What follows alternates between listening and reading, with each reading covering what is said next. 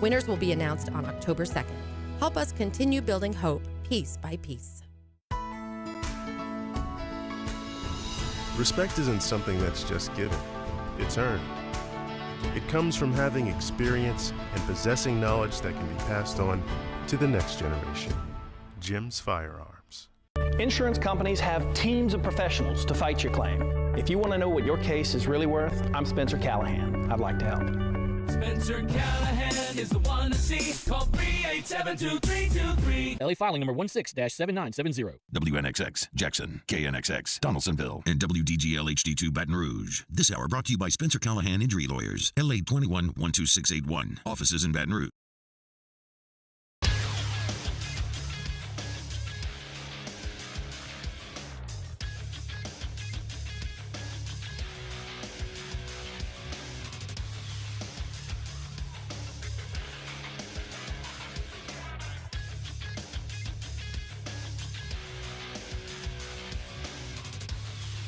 Good morning, everybody. It is 7 a.m. on Friday, September 15th. Today in Baton Rouge, expect sunny skies with a high of 92. You can follow today's show on Twitter, Instagram, and TikTok at OTB_ESPN or catch us on YouTube at the 1045 ESPN channel and subscribe for daily content. Hour number 1 of Off the Bench, live from the Mercedes-Benz of Baton Rouge studio, starts now. Let we go.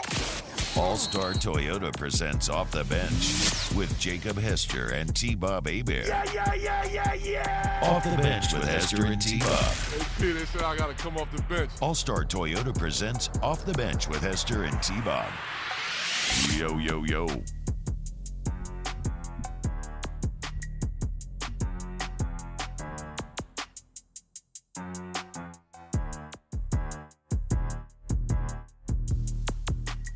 Yo, what's happening, everyone? Welcome in Friday. That's right, guys. The weekend is here. It's the penultimate day before SEC play gets underway. And we're here to talk about it. Recap a little Thursday night football. Look forward to the football weekend that will be kicking off Football Friday. We'll have our Row the Boat bet of the week. Crafting another parlay. Love this sport. Love this sport. Awful weekend in football. Good weekend for some gambling fun. Though I'm sure you'll be hearing about that all day long. Otter and everybody else. What's going on, everybody? How are we feeling on this Friday? I'm feeling great. It is Friday, and it's, big high school football weekend as well. Certainly in the Hester family. U-High Catholic. Oh, let's tonight. go. Yeah, I heard big that. high school football weekend here Go Cubs. in the capital city as well. Thank you. Appreciate that. Well, no, I'm there too now, dude. That's Go Cubs, true. That's what I'm saying, bro. That is very true. It's blackout day at school. Oh, yeah. Dude, Blackout day was something different for me. Yes, me Good too. for the pep rally. In high school. Gosh, how have I not thought about that? Like you and I teaming up on Moscona now. Dude, Yeah, what are we saying, doing? dude. Go Cubs. Cowlick High, get out of here. Yeah. Vamos Cubs. Taylor will be on the call for VSN. VSN. Yeah, there we go. Nice. Orange is a gross color anyway. Dude, isn't it? So if you don't know, my younger brother coaches at Catholic, but you know what? Doesn't matter. Go Cubs. Some blood is thicker than blood. Yeah. You know? Uh-huh. And child blood's thicker than brother blood. Yeah. It just is what it is. And it is. It's factual. Your brother didn't call out of your balls. You know what I'm saying? Sorry, I it's do. the first segment. I'll keep it in check a little bit till 9 a.m. I apologize. Hope everybody's having a great morning out there, though. How about that game last night? So I know, Jake, this morning you text the group. You're like, they're going to say it's Kirk's fault, and we can talk about Kirk Cousins. But you know whose fault last night was? Do you know whose fault it was? The Minnesota Vikings lost. For me, I want to say DeAndre Swift because I played running back. For No, you, no. Jason Kelsey, Jordan Mailata, Landon Dickerson, Cam Jurgens, and Lane Johnson's fault. That is the Eagles' offensive line. My God. For the second Thursday night in a row, we see an O-line completely take over a game and end up being the difference in the game. That was – I don't understand how the Philadelphia Eagles got so much talent on both lines of scrimmage. It boggles the mind for me. I guess the Saints played a heavy part in it.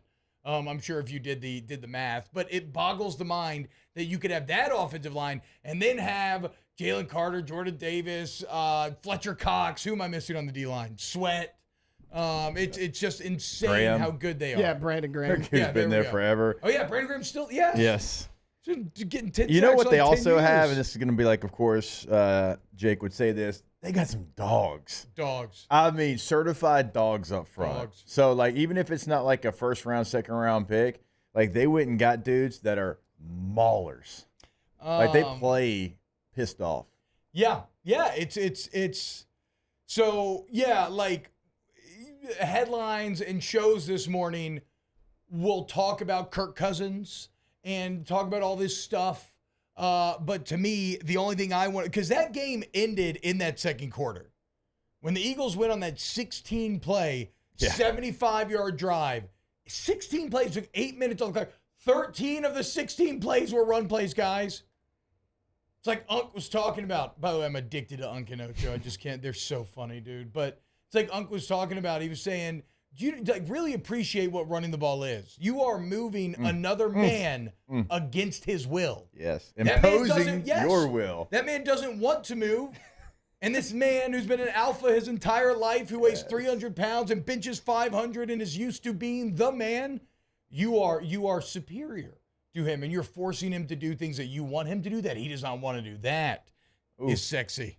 It is. And, like, I just wanted that to be a good football game because I don't really care who wins that game. And it was. It lived up to it because on one side you had exactly what T-Bob's talking about. And for us, the positions we played, like, that's football erotica for us. Yeah. Like the fact that, like, I'm growing, you're not. I'm going to push you. You can't stop. You're on Healy roller skates out here on a football field. Love that. And then on the other side of it, if you are high flying and you love yards through the air, you got that with the Vikings. You had Kirk and Jets out there on the same page as well, yet again. And so, like, that football game, it gave you a little bit of everything. To me, the only thing is, you know, we talk about it a lot on this show, but good teams win and bad teams lose. Yep. And you look up, the Eagles are 2-0 despite having their fans literally booing their offense in the first half of last night's game. Like, they have not looked great, and yet they're 2-0. The Vikings are 0-2 despite feeling and on paper in the stats looking like they should be better. I mean, the bottom line is the Vikings just turn the ball over too much, man. You can't turn it over 3 times in the first half, 2 games in a row and win. You especially – what about this? When Jefferson fumbles that ball out of bounds and it becomes a touchback right before half, changes everything. You would have had the lead, obviously. And it ends up like you end up a score short in the end. Like you never even had a chance to take the lead. It's a 9-point swing at minimum. Yeah, because they ended up hitting the 61-yard. Yeah, it would have been 10-point probably, but 9-point swing at minimum. Do you like that rule, the fumble No, it's touchback dumb. rule? Stupid. You think it's dumb? God, Okay. it's so dumb. Wait a minute, I work 707, my butt off to get all the way down there. I'm making the plays, and the ball slips out of my hand. It should be like right there on the spot. And if you want to give it a 5-yard penalty or something, okay, cool. But the fact that you can do that, fumble it, it goes just 1 yard too far and then 1 yard out, and it's their ball on the 20. Yeah, it is. It's interesting too because like when is it in the final 2 minutes if you fumble for it out of bounds? Like let's say you fumble from the 5 to the 1, they'd put it at the 5, right? Yeah, it makes sense. So you could kind of do that same thing. Either way, felt for Jets. I thought they did a really good job of finding ways because everybody's focusing on Jets and they're still getting involved. I don't know, man. They struggled in that game last year. Remember? Yeah. Like they had a plan. I actually don't remember. Oh, I just said yeah. I appreciate that. They actually did a really nice job against him last year, and so you could tell this game meant something to him out there. He played incredibly well, like outside of obviously that one mistake, and then Kirk Cousins has a backup left tackle in. He throws a no-hitter, strip sack. Yeah. It's like that's points right there. So that's 9-point swing there minimum for Jets, and then you get a 7-point swing when the left tackle throws a no-hitter. And once it was 27-7, credit the Vikings for fighting back and forcing the Eagles to score at the end to seal it. But yeah, after the strip sack, that was kind of all she wrote in that game. You know what's unstoppable, y'all? A Jalen Hurts QB sneak. Oh, yeah. How do you stop a man that squatted 600 pounds in high school? Remember, Jalen Hurts was a power lifter in high school. A man, like when he gets in that stance, he just looks like a tank. Like in a shotgun stance, he just looks so wide. he looks like a creative player where you just slid all the sliders up on like size and thickness. It's crazy how I'd be so, and you could tell DeAndre Swift was pissed when he got tackled on the half-yard line. He knew. Because he knows. Like, if you get within 1 yard, if you're a running back and you get within 1 yard and don't score, that ain't your touchdown anymore. That's going to Jalen Hurts. Sorry, bud. Yeah. And at the end of the year, we're going to be like, look, Hurts rushed for 10 touchdowns. That's incredible. Okay. Poor DeAndre Swift's out here doing, 74 and a half yards of the work. Him and Boston Scott, and then Hurts like, all right, fam, thanks, dog. Yeah, imagine having, we don't talk fantasy talk unless it's of our OTB Fantasy League. Imagine having him on the bench last night. Couldn't be me. Yeah, DeAndre Swift probably, and look, it probably worked out for both parties, but he seems happy to have gotten out of Detroit. Because if you watch that team, you watch Hard Knocks like last year, like right, wrong, or indifferent, he didn't fit what they wanted from that position, like mentality and everything. And so, like, I think it was. Not to say that he was wrong, but that they were looking for something different. Yeah, and look, and I think the Lions, Lions are happy too. So sometimes things works out for, breakups work out for both parties. But I would say this, I would love to run behind that offensive line. Oh, my God, dude. Are you kidding? Heck yeah. 48 carries, 259 yards, and 3 touchdowns for the Eagles rushing attack last night. They held on to the ball for 40 minutes to the Vikings 20. 2/3 of the game. Credit, like you said, credit the Vikings. I mean, they stayed in it. They found a way to get back in it. I mean, they had a chance, onside kick at the very end. One of the slowest rolling onside kicks I've ever seen, and they fought. You know what I was an thinking opportunity about when it comes to onside kicks? How insane is it that, like, this is really think about how high degree of difficulty a successful onside kick is. How long's the NFL been around now? What, 80 years? A long time. Something like that. That no one whose sole job it is to kick off and kick stuff. No one has figured out a consistent way of at least making it interesting. Right. Like, not even making it interesting.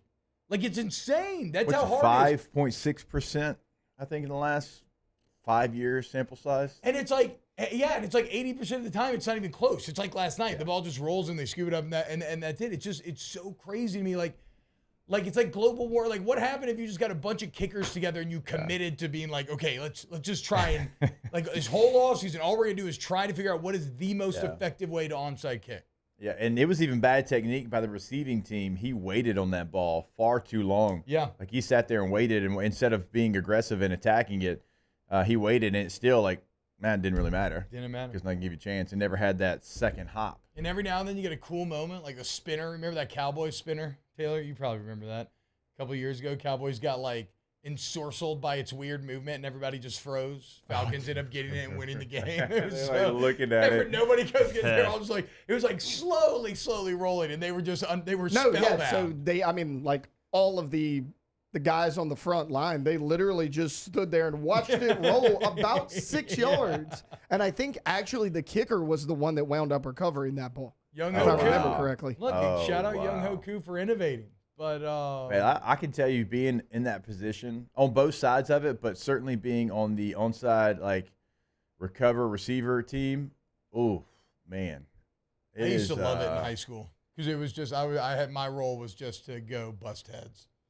No, I'm talking about going on the kickoff team. I'm talking about being on the kickoff return onside portion, the hands team.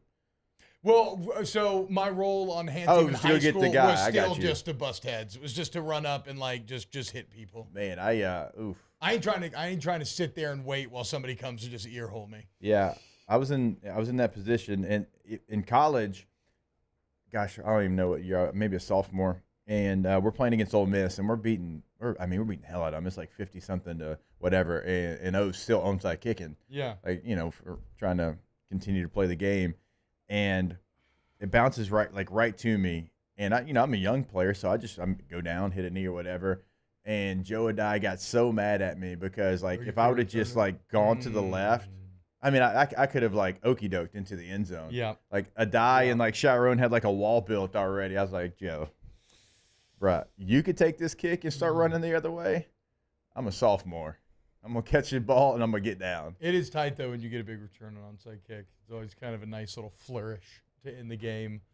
So So look, great. I mean, hey, Eagles 2-0. They are who we thought they were. Vikings in immediate panic mode now, just because the 0-2 history is brutal.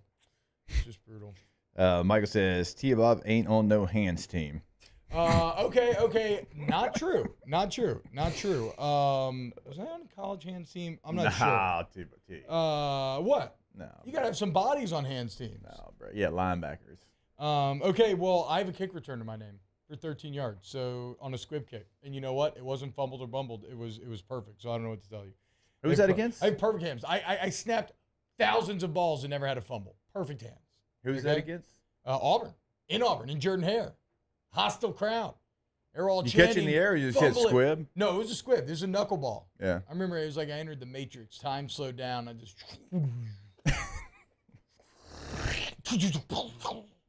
Straight ahead.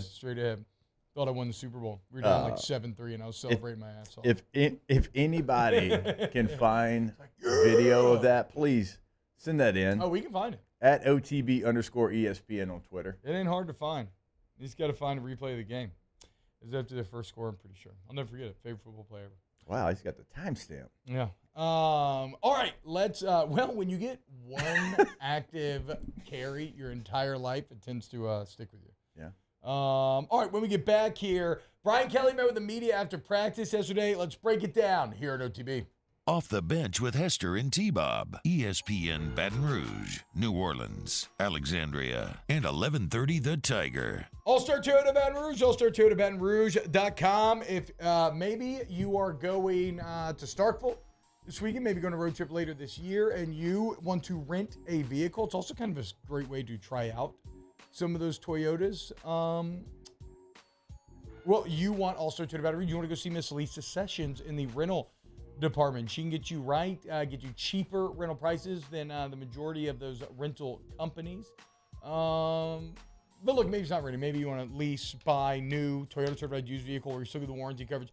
The bottom line is All-Star Toyota is there for you in every single way. Go to allstartoyotabatonrouge.com today. They are every single way, means buying new, leasing, renting, whatever it might be for you. Right? They're going to help you. They're going to work with you. So if you want to buy new, obviously it's going to be whatever you want. You can add, you can take away, whatever you want it to be. If you are leasing, everything's available. Not the case everywhere. Same thing in the rental department. Everything is available no matter what you need, no matter what your needs are. Go to allstartoyotabatonrouge.com.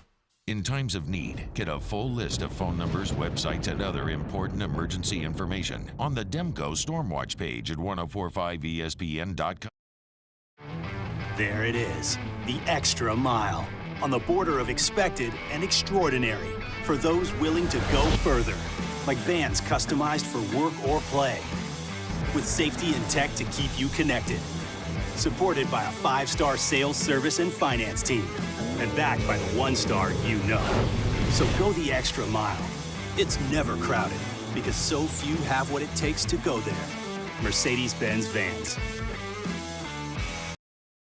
Running Bart's marketing can help you get their attention. Imagine your brand's message on a giant LED billboard truck that can't be skipped and is nearly impossible to ignore. Running Board's marketing is the leader in effective and affordable advertising on digital mobile billboards, which are 2 times more effective than traditional billboards. With a 97% recall rate, you'll leave a lasting impression with your customers.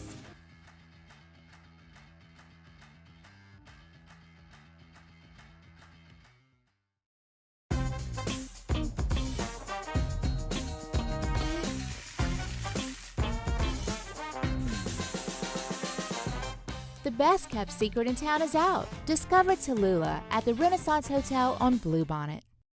The world's leaders in obesity research, obesity medicine, and obesity science are right here. We're doing something that no one's ever done, or trying to answer a question that no one's ever asked before. Pennington is a real jewel when it comes to research. We are finding the solutions to the world's worst chronic disease, which is obesity. Louisiana needs Pennington Biomedical.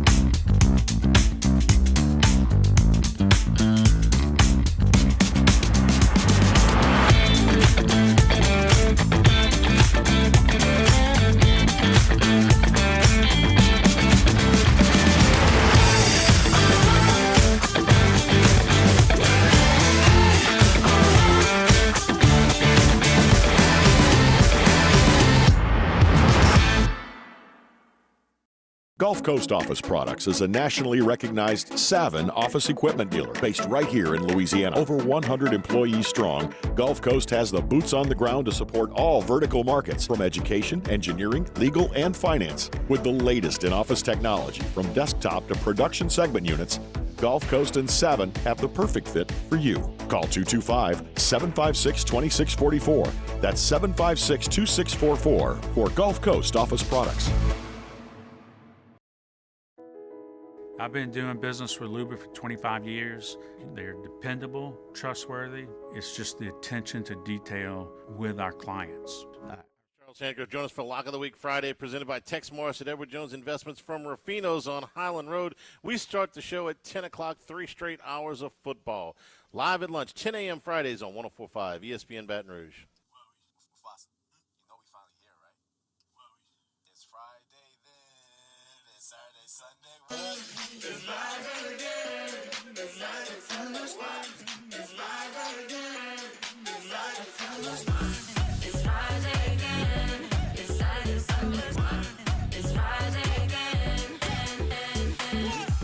I thought the hands of time would change me, and I'll be over this by now.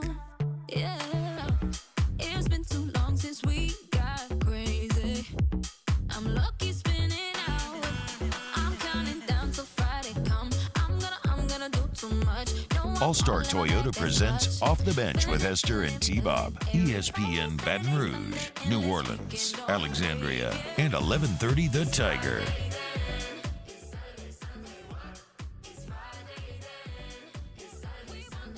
What's happening, y'all? Welcome back. Fresh home field on. Go Tigers. I like this one, dude. Mike climbing over Death Valley with the triple X this time. Double X. It always runs a little small. Might need to shrink a little bit to watch it. We'll see. I told you this is like I didn't even plan. This is the one. The old Natty 58 champ. national champ. Pretty good. Pretty damn good. Hey, Brian Kelly talked to the media yesterday. I want to get into some of the things he talked about. Whoa. But Taylor has what are we doing here? Hunted down the play that we were talking about last segment. If you want to see maybe what some have called the most effective kick return in LSU history, let's get it with sound. Why not? Yeah, for sure. And then we can replay again without sound. All right, here it is. This is, I think Auburn took, a 7-3 lead? 7-3 lead. Jordan Hare's going crazy. Mm-hmm. Here's the ensuing squib kick. They were trying to avoid Trenton Holiday for some reason. I don't know why. You have to force a play within yourself, within the offense, and kind of get your feet on the ground in this game. Morgan Hall is the kickoff man. He is going to squib it because they had stacked Trenton Holiday and Keelan Williams as the returners, and there is no way they're going to let Trenton Holiday get his hands on this football. Well, and that really works to LSU's advantage because it was cleanly fielded, and that gives LSU excellent starting field position for Jarrett Lee's first possession. Kirsten Pittman.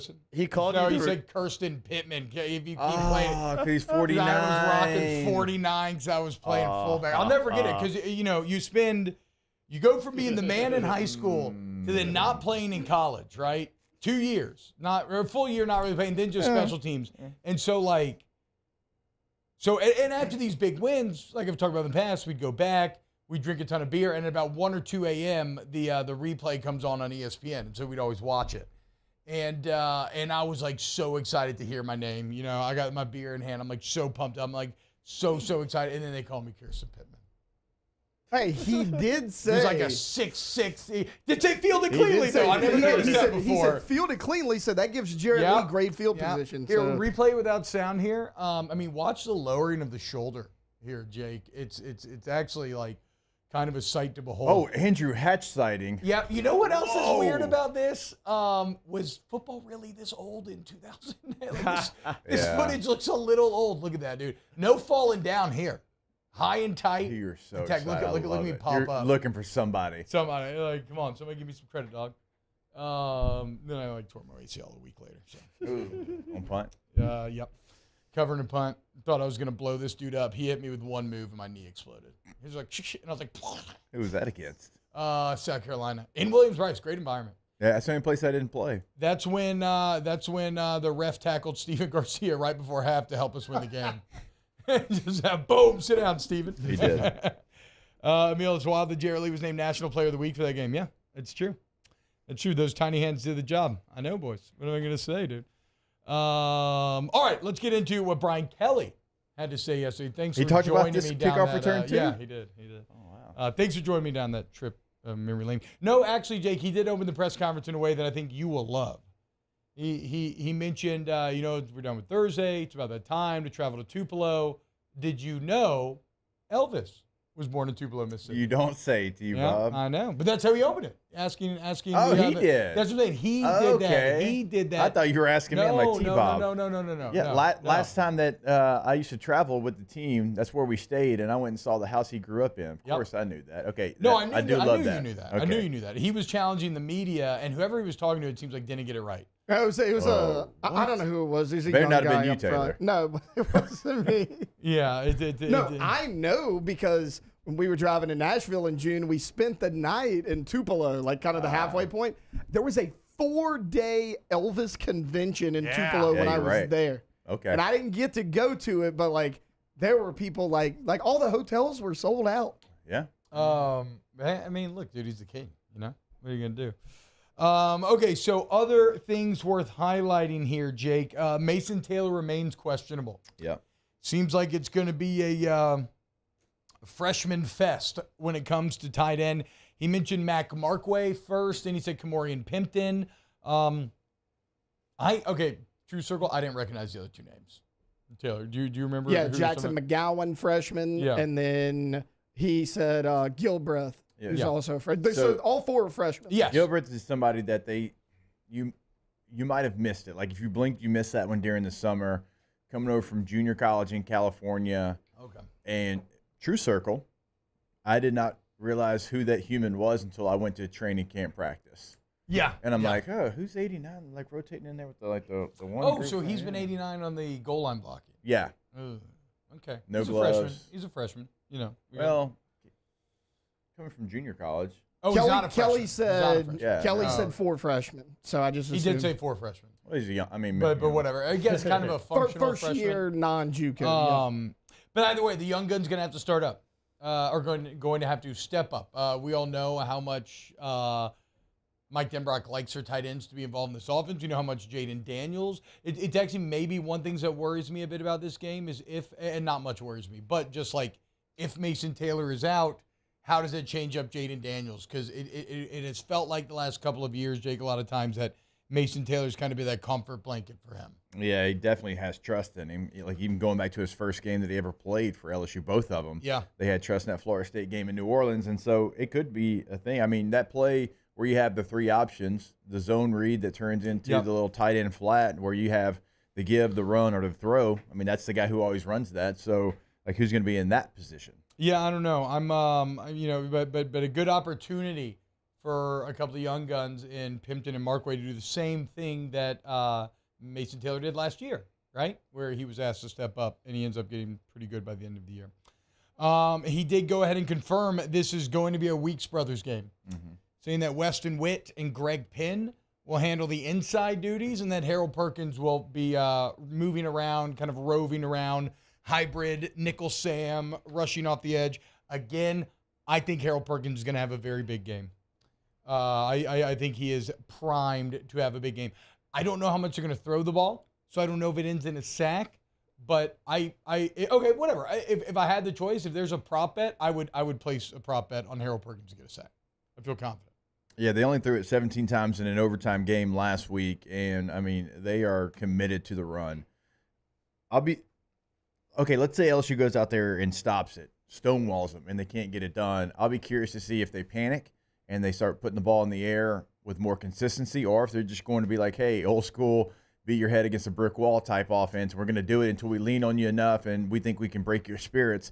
I don't know. I don't know if that's going to be because they're committed. They are committed 65% of the time to run the football. I don't think that the LSU offense is going to allow them to do that. I'm very confident in this LSU offense. I feel that they're going to score enough where Mississippi State's going to have added pressure to keep up scoring-wise. I think LSU reaches high 30s in this game, and I struggle to see State getting past 20, quite frankly. And Brian Kelly, kind of in keeping with that, Jake, did say when it comes to offensively, kind of one of the concerns. Well, first off, he said he feels great about the pass game. Basically saying, look, Florida State, it was actually really good on the whole, save for the drops at the in the third quarter. And obviously 10 out of 10 scoring drives last week, although what are you going to learn last week? But, like, objectively, I think the pass game has been really solid, even if you could be better around the edges maybe. He just said that the one thing that does concern him offensively is kind of what we've touched on, which is just being able to consistently decipher what Arnett is going to try to throw at you from a look standpoint. Yeah. Where they're going to bring pressure from. Yeah, and I think it was yesterday that we kind of broke it down. They were in nickel, 72 plays. They were in dime 4 plays, and so the 3-3-5, obviously 96% of the time or whatever that number ended up being yesterday. And that doesn't mean they're just going to line up 3-3-5.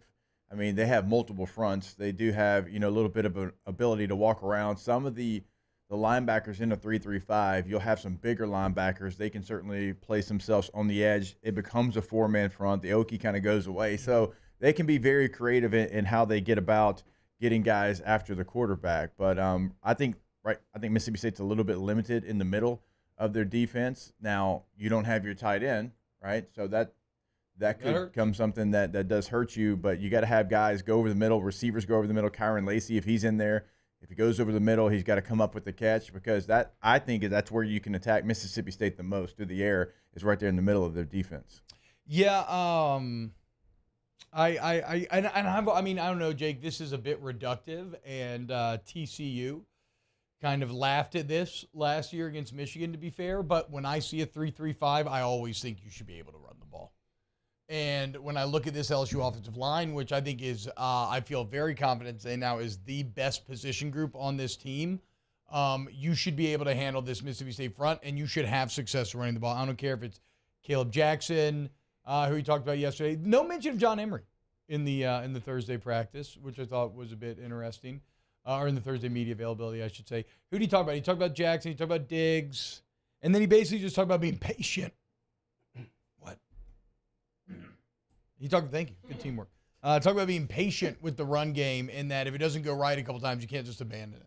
Right, yeah, you can't do that. And you got multiple backs, and so you can roll a couple different out there. And when you have a bye committee, we all know this, you can have the hot hand, you're going to ride the hot hand. It was Logan Diggs to start. As well. Yeah, it was Logan Diggs to start the game last week, but all the backs played well. Jackson played well, Josh Williams played well. So you roll them out there, you see who has the hot hand. If one's not working, well, maybe it's not his style of game. Maybe it's somebody else. And so you have that ability. You have multiple guys that are going to be up. I don't know what John Emery's role would be in this game and where he's at right now with the team, but, I mean, you still have juice at the running back position. Yeah. And again, you just, man, I don't know. Last night's game just made me so horny for running the ball, right? I just want to watch this LSU front just line up and just move guys around, dude. Just handle them. They don't look that good up front, not compared to you. And you know what? I'm really excited to see Lance Hurd. Although this will be a real test for Lance Hurd, not just because the guys that he's going against are going to be, not half his size like they were last week, but because if I'm Arnett and I see Hurd in there, I'm going to try to scheme some stuff. Yeah. Right? Like, I'm going to attack. The same way when you have a rookie corner or somebody enter the game, a backup, and you immediately attack them, I would try to attack Lance Hurd on the on a blitz, trying to confuse him about his responsibilities. I want to flip real quick to the other side. I know you mentioned Greg Penn and Whit and Wes Weeks. That's because Omar Spates is doubtful for this game. Yeah. And that also, like, that plays watching the tape. I think it's a groin, Taylor, if I'm not mistaken. Ankle. I don't think ankle. He's an ankle. Yeah, it's an ankle, I believe. It looked like it on tape against Grambling last week. Yeah. You watch him try to move. I mean, you could tell he was running with a limp. And so, like, he wasn't healthy in that game. And, maybe that changes some of the run fits, because he was a step late getting to some of those spots. Remember, we talked about it, and it looks like a player that was hurt. And so maybe some of the calls for concern on in those run fits, maybe that's because you had an injured player there, because they got to get better, T. They got to get better at fitting up the run in this game because Mississippi State has Woody Marks, who is, I think he's the best back that you've played this year. Okay, that's a bold, I mean, you handled Benson, so it's hard to argue against that. Woody Marks, I mean, look, he's at Media Day Mississippi State. They think a lot of him. He is the all-time leading receptions leader in Mississippi State history. Yeah, or he will be after this weekend. Yeah, he needs one catch. Yeah. He's tied right now, so he's still. Oh, so he is the all-time. Yeah, I mean, with Fred Ross, and then he just all of a sudden they're like, hey, you did that, but now we need you to be this, and he's doing this better than he did that. Yeah, I mean, it's good. It's good for him in his NFL stock. Oh, absolutely. That's for sure, because he's proven that he can do both consistently. All right, let's continue to break it down when we get back here on Off the Bench. Off the Bench with Hester and T-Bob. Our listeners fire off their opinions on the jimsfirearms.net hotline at 499-1045. Keep listening for your next chance to shoot us your thoughts with the jimsfirearms.net hotline on 1045 ESPN Baton Rouge. Bayou Ford is taking $10,000 off MSRP on select new 23 Ford F-150 trucks. And all new Bayou Ford vehicles come with a 1 million mile warranty. The crew at Bayou Ford is going to do right by you. When it comes to ending cancer, we push forward, always working together for you. That's why our cancer experts at Ochsner have clinically integrated with MD Anderson Cancer Center. This means advanced cancer care, including access to life-saving clinical trials and integrating care to treat the whole you. Introducing Ochsner MD Anderson Cancer Center. Long live you. Scoocha, fall in the air. Fall is right around the corner, which means fall fishing is, which means it's time for you to take your boat to the next level with front-to-back boat service in a bunch of different ways. You want a custom stair job, you can have a ton of fun out there on the water. They can do that. What about a spot lock trolling motor? So you stay right where you need to in casting lines. Or sonar that's let you see the fish under the water before you cast. All of your maintenance needs as well. For 38 years, they've been at it and will continue to do so. The Sherman family of front-to-back boat service. Hello, Samantha, dear, I hope you're feeling fine. And it won't be long until I'm with you all the time. But until then, I spend my money up right down on my last dime. Come on, in Baton Rouge.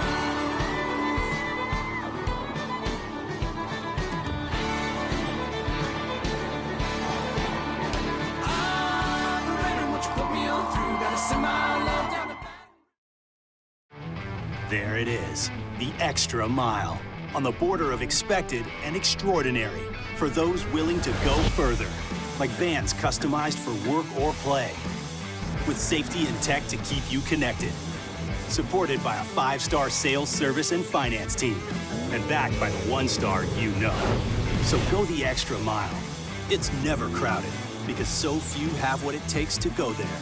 Mercedes-Benz Vans.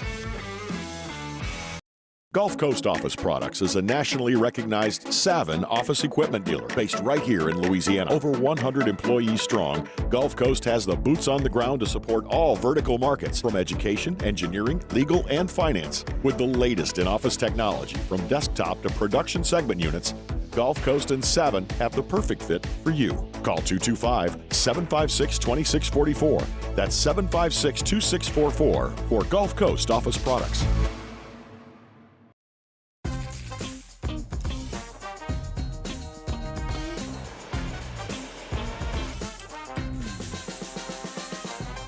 The best kept secret in town is out. Discover Tallulah at the Renaissance Hotel on Bluebonnet.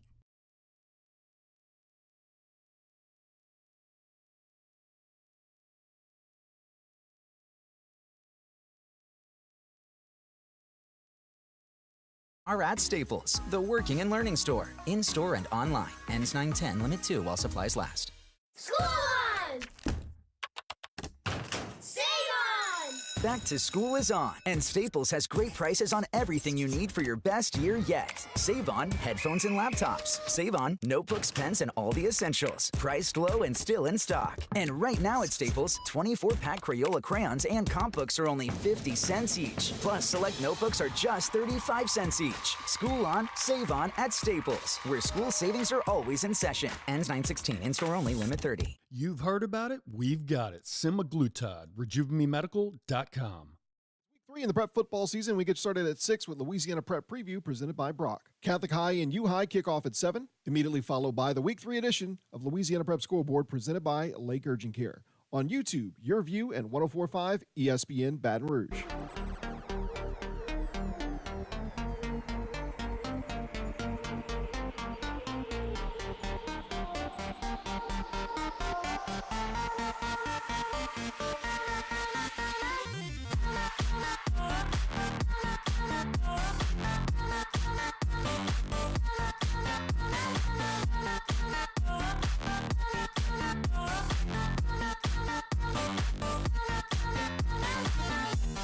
All-Star Toyota presents Off the Bench with Hester and T-Bob. ESPN Baton Rouge, New Orleans, Alexandria, and 1130 The Tiger.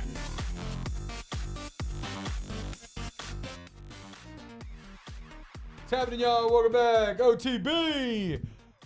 We talked about bad run fits last segment, Jake, and to me, there's no excuse for bad run fits this game. And I can explain away last week, okay? Like you said, Omar Spate's ankle injured. It's Grambling. Maybe you're not taking it as seriously as you should have early on. I think we've all fallen into that trap before. Had a defensive lineman that hadn't played in a year. Yeah, who was very clearly kind of finding his way back. But the point is there's no excuse this week. I agree. There's no excuse this week. There's no excuse to take Mississippi State for granted. Nope. You need it too badly. You're going against a multiple defense that demands your attention. You can't just kind of mindlessly line up, and you're going to have to really kind of pick through and designate what you have. And the offense actually not that multiple. I got my sides of the ball flipped for a second. But the bottom line is this defensive line, there's no excuse. You are physically superior. You need to execute Matt House's game plan. Like if LSU's, I guess what I'm getting at is I don't see, this is on the players.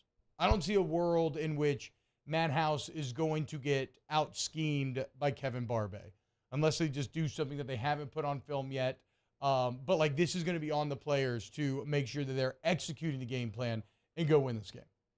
Yeah, I forget what show it was. Somebody tried to attempt to say maybe Mississippi State was holding back plays and saving for this game. Coaches don't do that. Now they come up with new plays. They come up like with a scheme for their opponent. If you think Mississippi State was holding back plays in an overtime fight with Arizona, then I mean you can keep it vanilla against like the worst teams on your schedule. We used to do some of that, but not against a team you're going to OT with. Right. This is who they are now. Yeah. Right. This is the identity that they want to go out there and play with.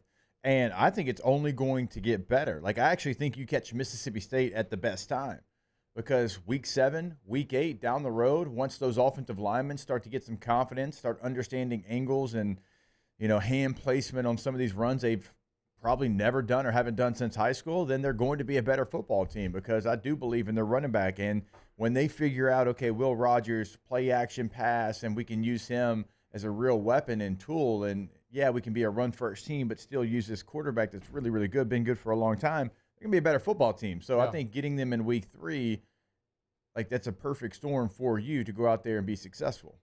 Yeah, I agree. It's a great opportunity for you to start the same climb that you did last year, right? And this was the game in which it started last year. Only last year we still didn't know what LSU was going to be. Like last year, I was very worried about this game. Not so much this year. And remember, last year started like you should be very worried about it. And then adjustments were made, and you ended up kind of taking over that game, finishing strong. You should take over from the beginning this time out. I know you're on the road. I know it's Starkville and everything else, and it's always hard to win on the road in the SEC. But again, you're much better than you were last season. And I don't think Mississippi State is. So, what are you going to do? Something else to note, Armani Goodwin, we think is back, right? Taylor's put together context clues. There were some player interviews that said, who's it, Emory Jones? Talked about him practicing. It was either Jones or Neighbors. I think it was Emory Jones. He just kind of casually was like, yeah, we're blocking for a lot of different running backs. He's like, Armani Goodwin had his first practice in a long time. And, like, people just kind of glazed over it. Okay. And then yesterday when Kelly was asked, like, multiple times, like, who's on your injury report? The only two names he gave out multiple times was Mason Taylor and Omar Speight. So, I mean, that kind of tells me Armani Goodwin might be back. Yeah, hopefully, because if he's not back and he's just forgetting about the injury report, that's a bad sign. You never want to be so outside of your coach's perception that that's the case. But Armani Goodwin is someone who is extremely powerful, man. If he can get his body to not betray him, I always feel like he's on the edge of popping off. So we'll see. Maybe he has a role to play this game. The running backs just got to be selfless. When you get your opportunity, do the most you can with it, and then let's see who gets hot. And you can kind of lean on that guy a bit. Nothing's changed. I still like LSU to cover this game. Anything changed for anybody else? No, not really. I think we've laid it out. I think everything right there is in front of LSU. Like, they know who this team is, and they know what they have to do to go out there and be successful. I hope they understand how big of a game this is for them moving forward. Yeah. Like, what this game can do for them. Yeah, I mean, if Florida State wasn't the wake-up call that you haven't done anything yet, well, then you're already a lost cause. Like, if you can't focus in and do the hard things that are required to go out there and win this game, then it is what it is. All right, let's close out hour number 1 when we get back here in OTB. Off the Bench with Hester and T-Bob. Community Steel Company. You need purlin, tube, and steel buildings. Go see Community Steel in Gonzales, Louisiana. Jake will give you the phone number. You can call that phone number and immediately get in touch with their excellent live and local sales team. That's right. Not only are the prices better than all the national guys, not only is it local, so it's right down the road. You can pick up your product right there. But you're also going to be dealing with actual human beings, not online order forms or any of that. And chances are you're going to have a good time. When you visit there, it just seems like a very fun work environment, frankly. And it's crazy because they have a 15,000 square foot warehouse, and already it's like doubling or tripling in size. So Community Steel's on the up and up, disrupting the steel market, okay? CommunitySteelCo.com. Yeah, you can go to the website. You can see everything that T-Bob is talking about. It also has their location there in Gonzales. Remember, that is open today, 7:30 a.m. until 5 p.m. And check it out. Check those hours out. Always call 225-647-2020. In times of need, get a full list of phone numbers, websites, and other important emergency information on the Demco Stormwatch page at 1045ESPN.com. Life in Louisiana is a song. A symphony of sound, colors, and movement. Life is here, now. For life's moments, big and small, always there. The right card, the right care. Dylan Cruz here to tell you about Six Rings Baseball and Softball Camp. If you live on the North Shore and play ball, go to Six Rings Camps with former LSU assistant coach Dan Canaveri. His knowledge is second to none, and your child will improve and have fun doing it. Camps were held at Coquille Park and Six Rings Academy in Covington with 4 sessions over the summer. Full day and morning only sessions are available from ages 7 to 13. Go to sixringsbaseball.com or call 985-206-9096. Learn the game to love the game. Was a humid day, barefoot children play, looking for that summer shade. Time just slips away. Oh, Louisiana, some kind of hold on me. Like cypress stumps, your roots are planted deep inside of me. I've been doing business with Luba for 25 years. They're dependable, trustworthy. It's just the attention to detail with our clients. Our folks have years and years of experience. They're highly trained professionals, but many companies have that asset. What I'd like to think makes Luba a bit different is that we use those talents in a way that truly is dedicated to serving the needs of the folks who depend on us. There it is, the extra mile, on the border of expected and extraordinary, for those willing to go further, like vans customized for work or play, with safety and tech to keep you connected, supported by a 5-star sales, service, and finance team, and backed by the 1-star you know. So go the extra mile. It's never crowded, because so few have what it takes to go there. Mercedes-Benz Vans. Scooncha, fall in the air. Fall is right around the corner, which means fall fishing is, which means it's time for you to take your boat to the next level with front-to-back boat service in a bunch of different ways. You want a custom stair job, you can have a ton of fun out there on the water. They can do that. What about a spot lock trolling motor? So you stay right where you need to in casting lines. Or sonar that's let you see the fish under the water before you cast. All of your maintenance needs as well. For 30. So join me for a Friday edition of the Hunt Palmer Show, presented by Cork's Cajun Fried Fish and Shrimp. One last look at LSU and Mississippi State, my SEC picks, and my LSU-Mississippi State pick. On Palmer Show, 1 to 3 weekdays, 104.5 ESPN, Baton Rouge.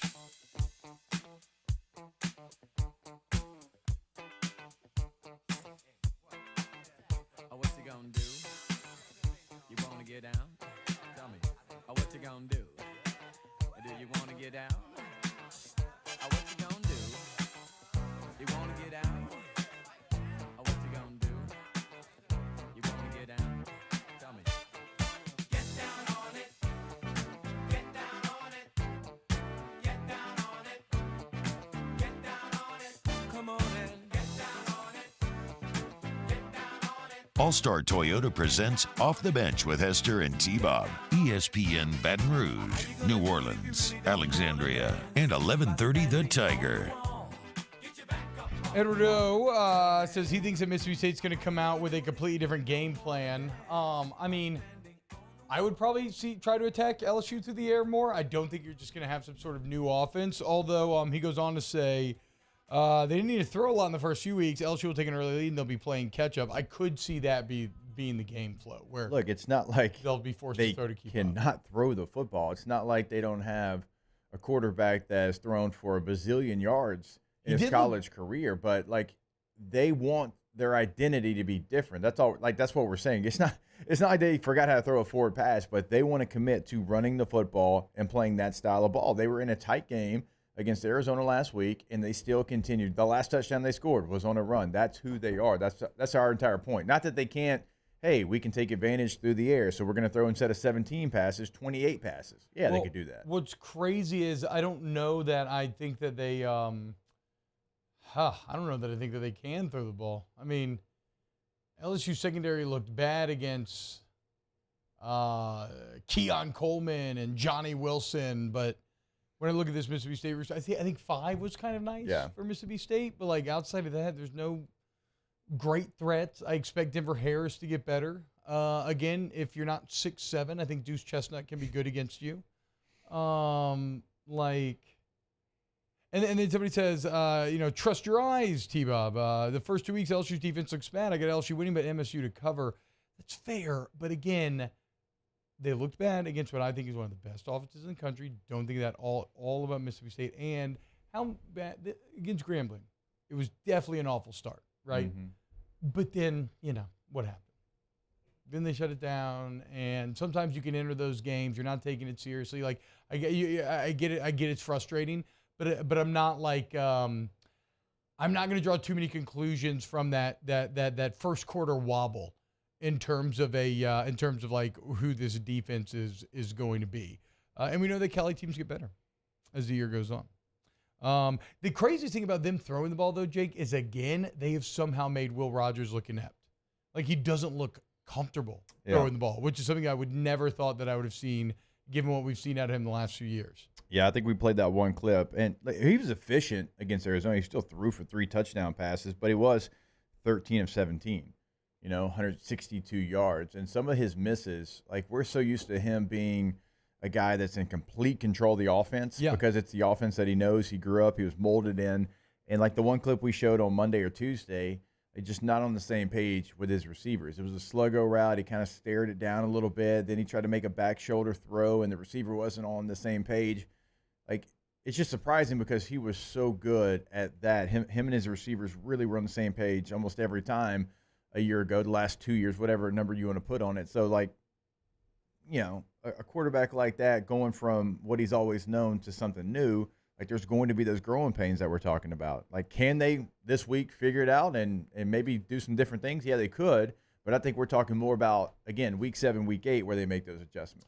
All right, coming up next hour, let's and look, if you have any LSU-Mississippi State takes or angles that you don't think we're discussing or that we're ignoring, you can put in the Bayou Ford YouTube chat, and if they're good enough, we can break them down. I think the tentative plan for next hour is to kind of switch over, maybe talk some NFL, talk some Saints, maybe a bit of Colorado State as Jay Norvell, kind of poking the bear, if you will, hyping up this game Saturday, knowing that TV's going to be in town. Good on you, Jay. That's just good marketing right there. So it's going to be a fun hour 2 of events. YouTube.com/@1045ESPN is where you can continue to get all of your comments in. And go Cubs, as always. Get out of here. Is Moscone on the call for Catholic tonight? No, I think it was last week. Yeah, but I think they lost. I think they pulled him because of that. No, I'm kidding. He was just filling in last week, from what I know. I don't think he's doing it this week. Okay. Wow, they played Warren Easton last week. Yeah. Yeah, that's a good team. Who's just destroying people. So they're actually ineligible. Who's for the best playoffs. team in high school right now? All of high school Louisiana. It's debatable. It's only 2 weeks in. Yeah, but I'm saying, like, who are the? Give me the names. I mean, Easton's up there, but they can't go to the playoffs. Yeah. So, why? like some recruiting. They're ineligible. Thing. Yeah, but that's what makes them so good. Like, they're going for 2 every time. They're doing onside kicks because they're really? if we lose, like, whatever. That's awesome. That's actually kind of awesome. Dude. More on TV next. Off on the Patient Plus front, a new membership. We'll break it down more on Monday for you, but just know if you're like me and you are a repeat Patient Plus customer and you love the service and you love the facilities and you love the people there and just the ease of use, it's only going to get better. Patient Plus Urgent Care, get in, get better. Life's unexpected moments, they got your back. PatientPlusUC.com. Yeah, once you go to that website T-Bob gave you, you'll find a list of locations, and no matter where you're at in the Baton Rouge area, there's going to be one that's convenient for you. They're all about convenience over at Patient Plus. That's why it's get in and get better, right? They want to make sure that they value your time, and you can go ahead and schedule that appointment online. Another thing that can be a convenience for you, but another convenience. Walk-ins always welcome. PatientPlusUC.com. Get in and get better. Bayou Ford is taking $10,000 off MSRP on select new 23 Ford F-150 trucks. And all new Bayou Ford vehicles come with a 1 million mile warranty. The crew at Bayou Ford is going to do right by you.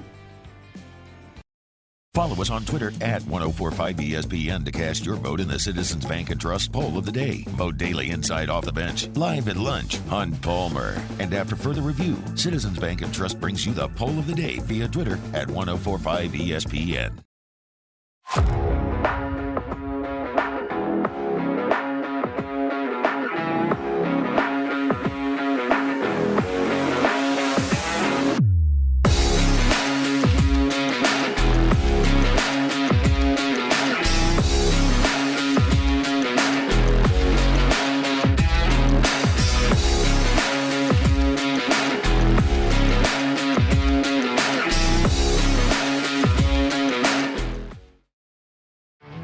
There it is, the extra mile, on the border of expected and extraordinary for those willing to go further, like vans customized for work or play, with safety and tech to keep you connected, supported by a 5-star sales, service, and finance team, and backed by the 1-star you know.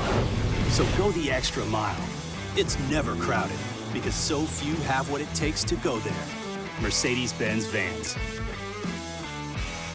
Gulf Coast Office Products is a nationally recognized Savin office equipment dealer based right here in Louisiana. Over 100 employees strong, Gulf Coast has the boots on the ground to support all vertical markets, from education, engineering, legal, and finance. With the latest in office technology, from desktop to production segment units, Gulf Coast and Savin have the perfect fit for you. Call 225-756-2644. That's 756-2644 for Gulf Coast Office Products. I've been doing business with Luba for 25 years. They're dependable, trustworthy. It's just the attention to detail with our clients. Our folks have years and years of experience. They're highly trained professionals. But many companies have that asset.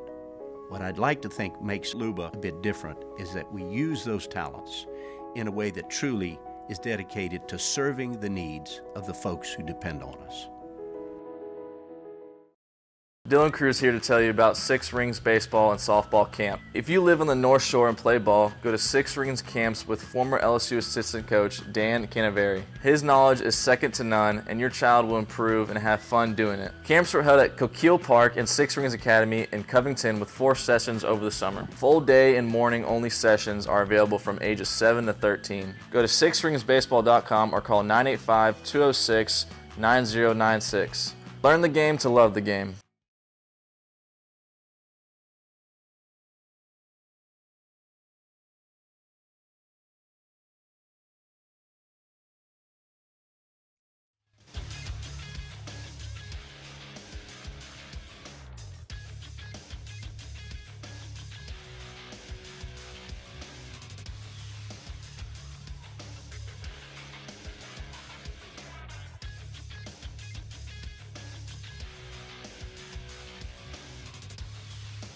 Good morning, everybody. It is 8 a.m. on Friday, September 15th. Today in Baton Rouge, expect sunny skies with a high of 92. You can follow today's show on Twitter, Instagram, and TikTok at OTB_ESPN, or catch us on YouTube at the 1045 ESPN channel. Hour number 2 of Off the Bench, live from the Mercedes-Benz Baton Rouge studio, starts now. Let we go! All-Star Toyota presents Off the Bench with Jacob Hester and T-Bob Hebert. Yeah. Off the Bench with Hester and T-Bob. Hey, P, they said I got to come off the bench. All-Star Toyota presents Off the Bench with Hester and T-Bob. Yo, yo, yo.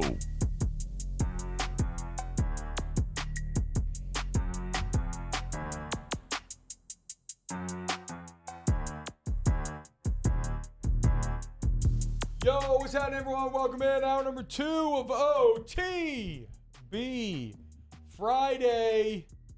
This is where we may start to hit a bit of the free-flowing segment. I mean, I kind of feel like we've talked LSU-Mississippi State to death. Conversation's becoming a little circular. We previewed the rest of the slate yesterday for you. Maybe we can revisit some of those games if it's worth it. We can look at the NFL slate, which we haven't done yet. Last thing on LSU-Mississippi State, any concern about the 11 a.m. kickoff? I've gone to Starkville 11 a.m. and been completely unprepared and ended up in a dogfight. I just, I think I played. It's not an excuse, though. It's not an excuse then. It's not an excuse I now. think I played Mississippi State every game I played them outside of one at 11 a.m. The JP champs. Yeah. It adds something to it. I mean, you and I have been on those road trips as players, even covering the team. Like, last time we went there, Gordy and I doing the pregame show, and it's like the sun's barely up. The dew's still weird on the field, and you had to handle that. Now, it's not long travel, so it shouldn't be an issue. It shouldn't be something that factors into the game. Saints taking on the Panthers on Monday night, so obviously we're going to revisit that again on Monday. But quick surface level, boys, how are we feeling about the game? I'm feeling pretty good. It would have been hard for me to come away more impressed with the Saints defense on Sunday. Like we opened up on this last Monday's show, 0 touchdowns, 3 turnovers forced. Was it 3 sacks? How many sacks? I believe 3 sacks, I think yes. 3 sacks. 3 sacks, 3 interceptions. Shut down Derrick Henry. Overcame some short fields, some bad positions that you were put in. I mean, there's just nothing. I mean, the defensive line got flying passing grades. Brian Brzee gets a sack, half a sack even in his first ever game, your first-round pick. Brian Brzee has as many sacks this season as Marcus Davenport had last year. Yeah. Think about it. And so what I'm getting at is, Jake, you tell me, okay, all of that, and then you're going to take that defense against Bryce Young, who looked a bit overmatched in game number 1 against the Falcons. Now, being at home and in game 2, you expect the first overall pick to get better, but that feels like a Panthers team that is just in full rebuild. So your defense should be a significant advantage over Bryce Young. And then even your quarterback, if we're just going quarterback on quarterback, Derek Carr should be a significant advantage over Bryce Young at this point in his career. Yeah, I don't know that they're like in a rebuild, like in their mind, because they went and signed Miles Sanders and Hayden Hurst and DJ Chark and Adam Thielen. Like they've made some moves. I just think they are the first point that you made. They're a team that has a rookie quarterback. Yeah. That's out there for the first time, and he looked like a quarterback that was out there for the first time. And he threw 2 interceptions. He completed 20 passes, but only for 146 yards. So it was a lot of checkdowns, a lot of easy throws for him, and I think he's a player that eventually can be a really good player in the NFL. But right now he is going through it like all rookies are. So, again, kind of going back to our conversation about Mississippi State, like now this is a great time to catch the Carolina Panthers. And now it's not a – y'all correct me if I'm wrong. It's not a place that the Saints have really had a lot of consistent success, right? It's been very bad. The last 2 trips, they've scored 21 points combined against Carolina and Charlotte. They have felt significant. So that would be a bad omen, Jake. It's a very good call because the Saints have felt like the significantly better team. I feel like the last few trips to Carolina, and it always seems to go awry. The offense just looks hapless every time you've been there recently. Yeah, They did run the football pretty well, though. Carolina did. Miles Sanders had 18 for 72. Hubbard had 9 for 60. They had 4.8 yards per carry on 32 carries as a team against the Falcons last week. And so how much of that did they try to do again? They threw the ball 38 times, and they were behind in the fourth quarter. It was a close game, though. I mean, I think Atlanta scored 14 in the fourth quarter to kind of pull away, but 38 times, and you didn't have a lot of success, but you ran the football 32 times, and you had some success. You have veteran running backs. Like, how much will they lean back on that and try to take some off Bryce Young's plate? Wasn't that the thing? Like, you got to get off to a fast start because, like you said, like Miles Sanders, he's their guy. I mean, they got him. They paid him. They gave him a lot of carries in week 1. If you can get off to a fast start offensively, like you want Bryce Young throwing the ball 30 times in this game. Yeah, for sure. I would say this, after watching Demario Davis seemingly take some of Derrick Henry's early success personal last week and then just go on the warpath against Derrick Henry, like I'll take them to shut down Miles Sanders and the Panthers. I feel good about it defensively. Offensively, I want to see how the offensive line bounces back because Carolina had 4 sacks last week. Yeah. And they have who's on their D-line? I actually don't know. Brian Burns, Derek Brown. Derek Brown, Auburn? Shy Tuttle. Yeah. Okay. Oh, Shy Tuttle, that's right. Jeremy Chin certainly is a player that will line up everywhere on all 3 levels. So they've got some guys that will get after the quarterback. And an older Justin Houston, but he's there too. Wow, Justin Houston still plays in the NFL. Damn. He's on the Panthers. He had that man was in the league when I was in the league. Yeah, I remember playing preseason against him. 2 tackles last week. Gosh. Shout out Justin Houston. He had 2 tackles. He's playing. Wow. Yeah, so the Saints got to block a lot better. That's a decent front 7 they have over there. J.C. Horn is out. I think that's significant. J.C., he hurt his hamstring. He's out for a significant amount of time. Yes, C.J. Henderson has been painfully average since he came in the NFL as a first-round pick. That can be big for the Saints. The Saints' weapons will win the battle. It's the questions of if the offensive line can hold up. Here's what Derek Carr had some interesting perspective, I thought, Jake, on the offensive line that we're going to get you here in a second. All right, here's what Derek Carr said about how he approaches kind of managing the game with the guys up front. We got another really good front here, so my mindset has always, Coach Gruden always told me, he was like, look, I don't care whatever happens in front of you, relatively, you just try and find a way, your best way to try and move the ball down the field. And, sometimes he would help. Sometimes I understand there's nothing you can do, but just keep that mindset and that mentality that you're always going to try and move the ball no matter what happens. But my mindset, no matter what, like if I get hit, don't get hit, whatever, like I'm just playing football and I'm always just trying to move the ball. And I try and keep that mindset to where I don't even care. It's going great. It's not, that's okay, but my confidence level is always high in our guys, especially with the talent we have in that room and the things I've seen them do all offseason. Hell yeah, dude. How can you not love that sort of relentless positivity? Were they doing that in the middle of airline? No, I think they were actually at the New Orleans airport when that was. What? Okay, everybody calm down. Where's the clip mic? Wait, what are we doing here? That was recorded on a cell phone. We probably could have found better audio quality. That's fair. but we're losing focus here, boys. The point is, No, the devil's in the details, right? you're going to tell me that you, Mr. Grit Toughness, don't appreciate what Derek Carr said. If I get hit, I don't get hit, I don't care. Yeah, I I'm knew just that playing about him. football. I'm just playing football. I'm going to stay positive. So immediately in your mind, you take out the excuse of, oh, well, I'm playing bad because the offensive line's not playing well, right? Because he is trying to force his mind into a place Well, the only where that's quarterback that would irrelevant. say that's Jay Cutler, and he retired. So. Yeah. Well, there's, Kyler Murray would. Yeah, fair. Like that's fair. 1,000% Kyler Murray Pretty would. sure Russell Wilson was on record saying something similar towards the end Well, of Seattle. I'm not even sure he's a real person. So. Russell Incorporated. No, so I mean, look, I love that attitude from Carr. And if I'm no lineman, not that this is going to matter if you just suck and you're getting beat, but that makes me want to go even harder for that guy, right?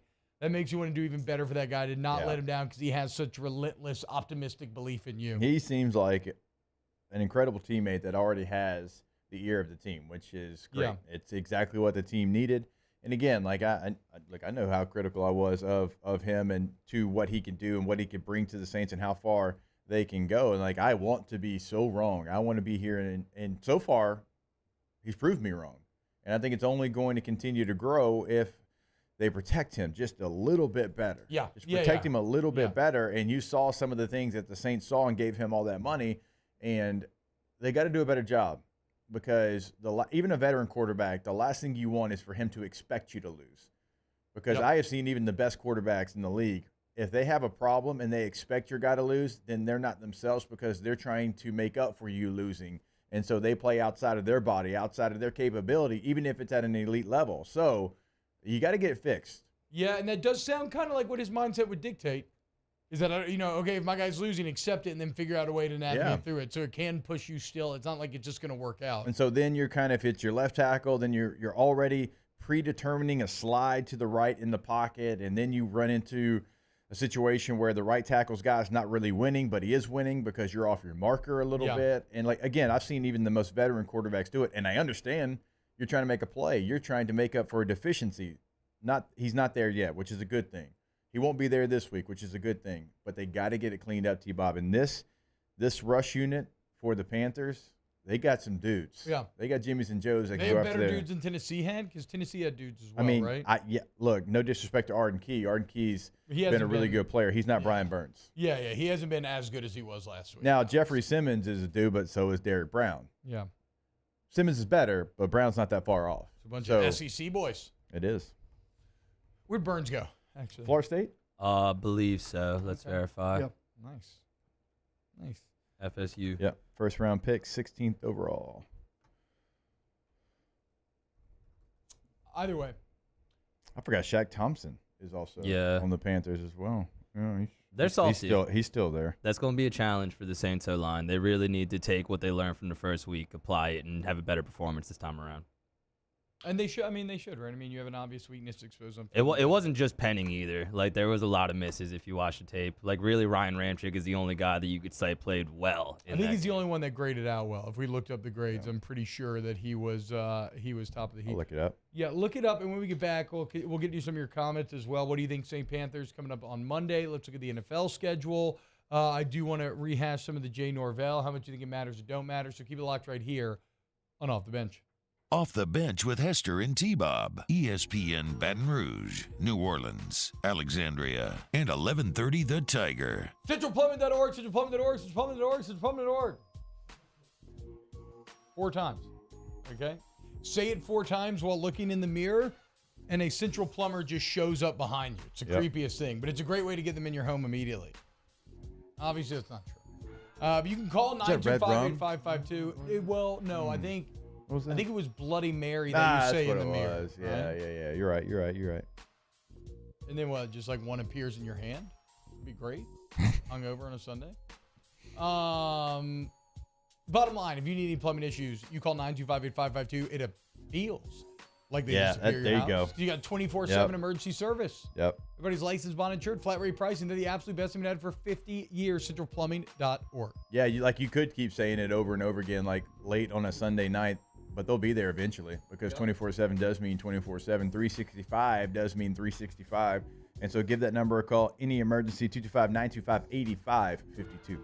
Our listeners fire off their opinions on the jimsfirearms.net hotline at 499-1045. Keep listening for your next chance to shoot us your thoughts with the jimsfirearms.net hotline on 1045 ESPN Baton Rouge.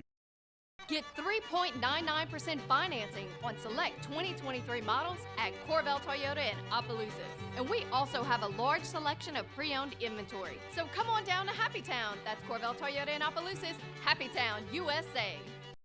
When is a taco more than just a taco? When it's Government Taco. Voted best tacos 3 years in a row by 225 Magazine, Government Taco puts the most delicious spin on tacos the capital area has ever seen. With creative combinations like the Magna Carrot, the Filibuster, or the Steak of the Union. Plus perfect tortilla chips paired with the best salsa and queso you've ever had. And happy hour every day from 3 to 6 p.m. and all day on Thursday. Government Taco, 5621 Government Street.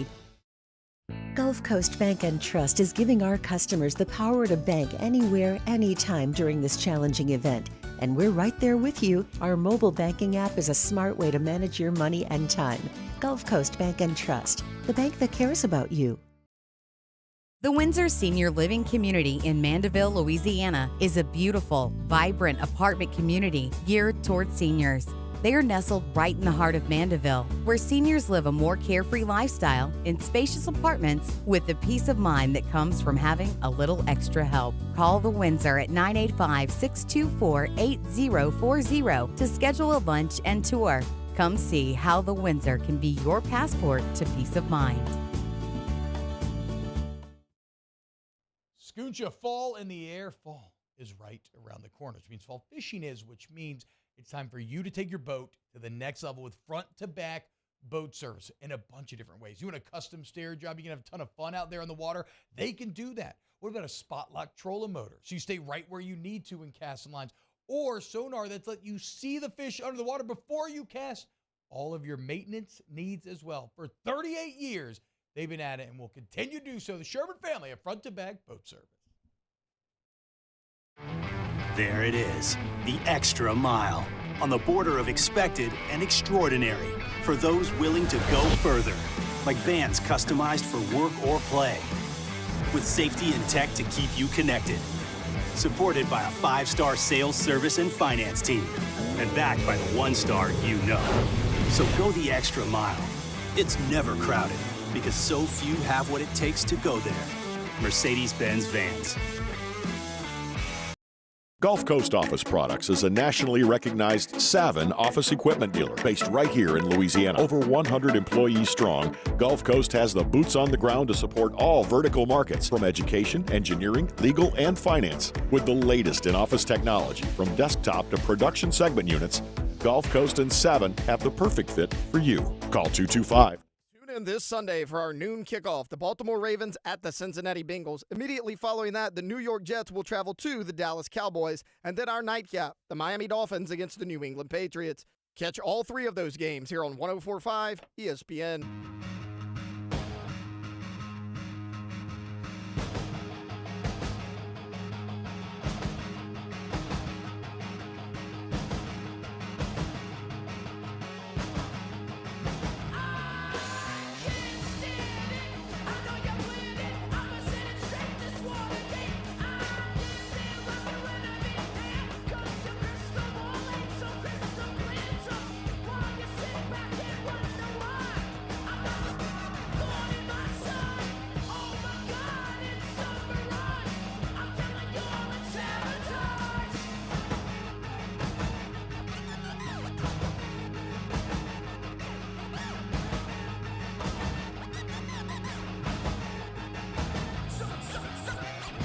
All-Star Toyota presents Off the Bench with Hester and T-Bob. ESPN Baton Rouge, New Orleans, Alexandria, and 1130 The Tiger.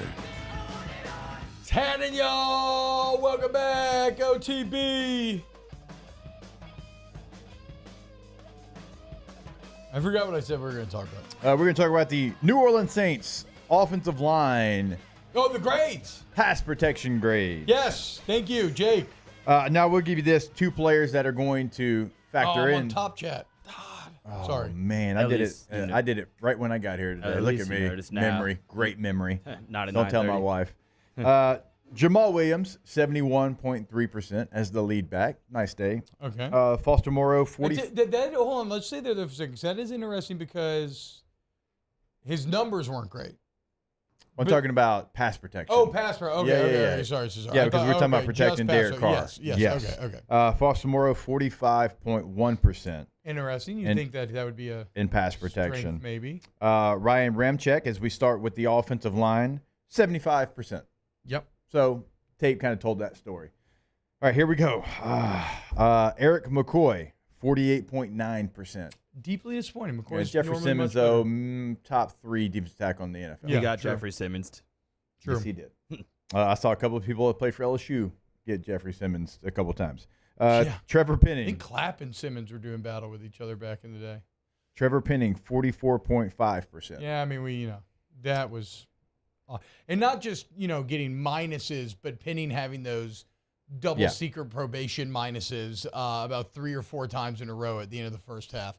The one where he stepped inside and then just swung the gate wide open and didn't touch Arden Key at all was the most inexcusable one. Yeah, habitual line crosser he was. James Hurst, 42% in pass protection.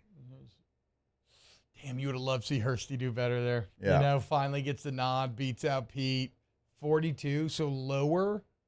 Cesar Ruiz, 35.5%. Yes.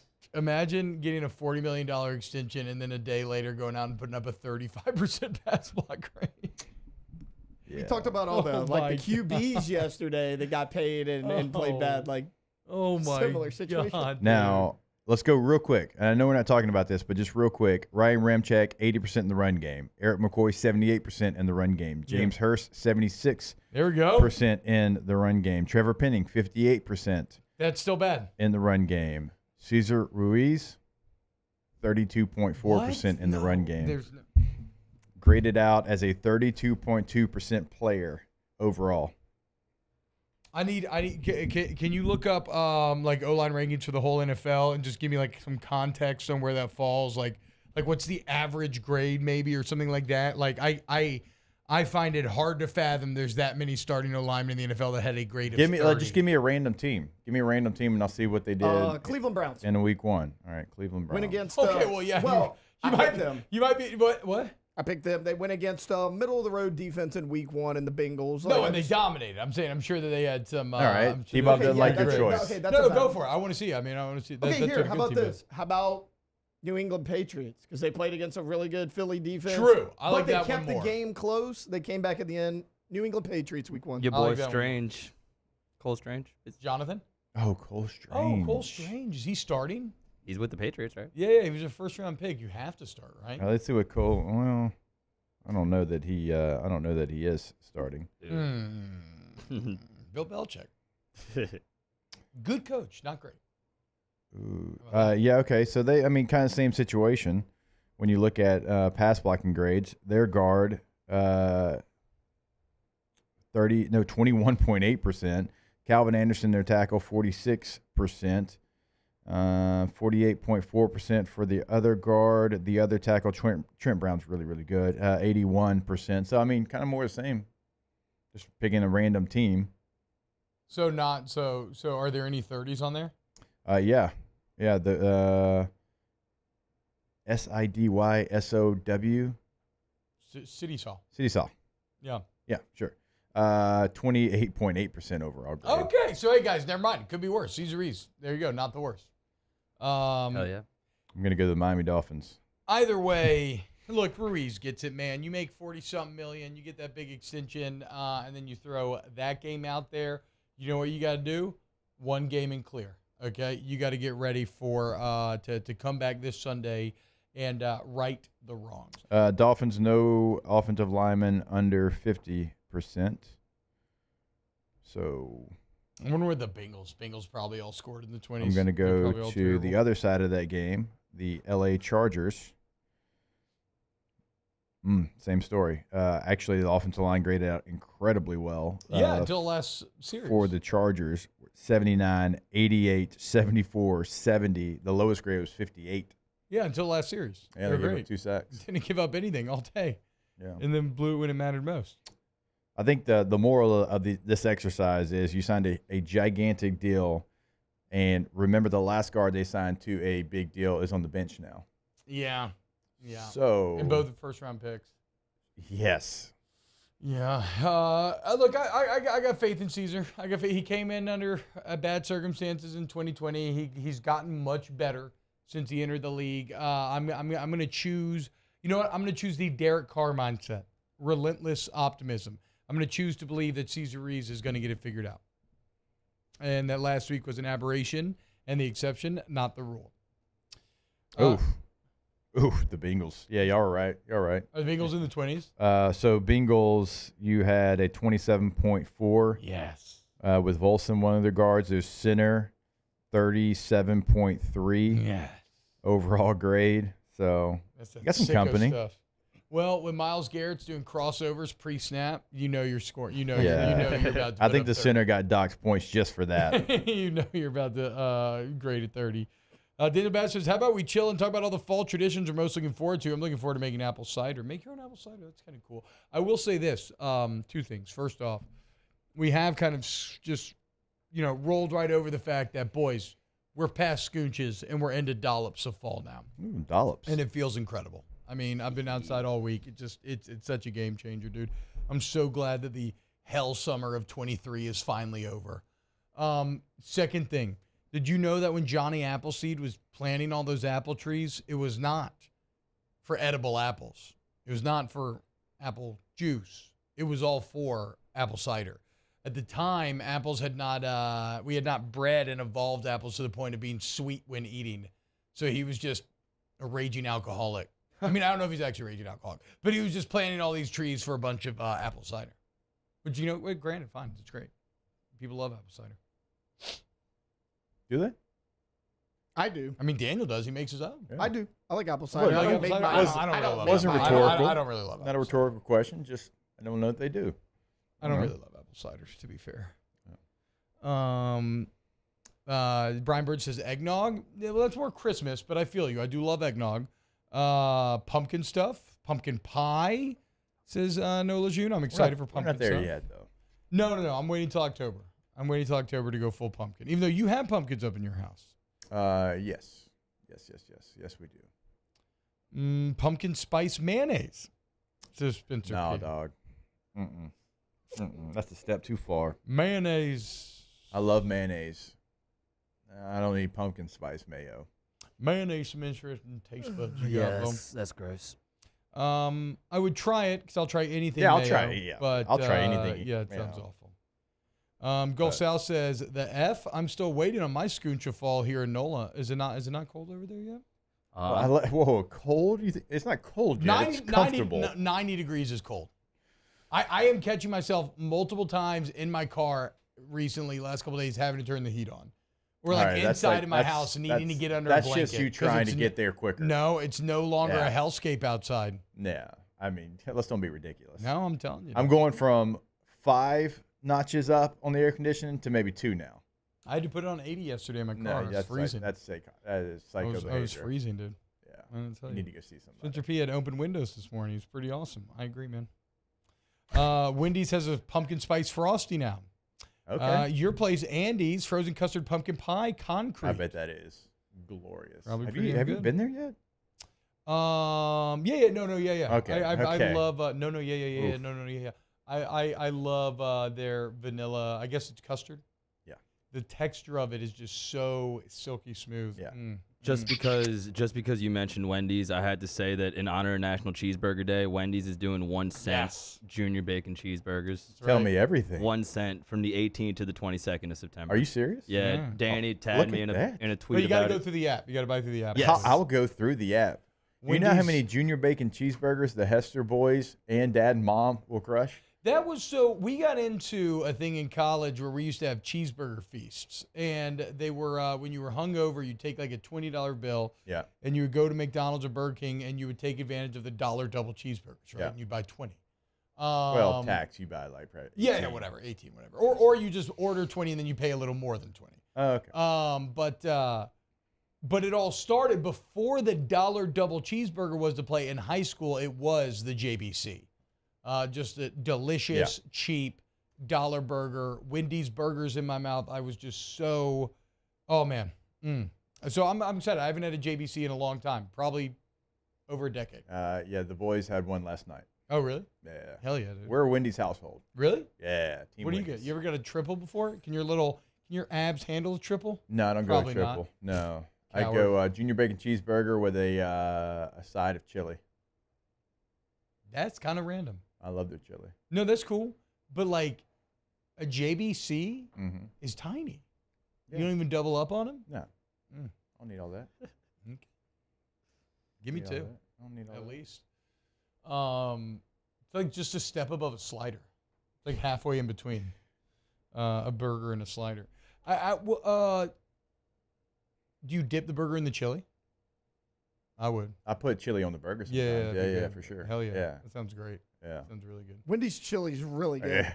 Everybody's going to Wendy's after the show. Their chili. I'm not even a chili person, and I kind of like their chili. Yeah. You know what makes me crave Wendy's? Big new kickoff. Oh, wait. We forgot to call Big Fave.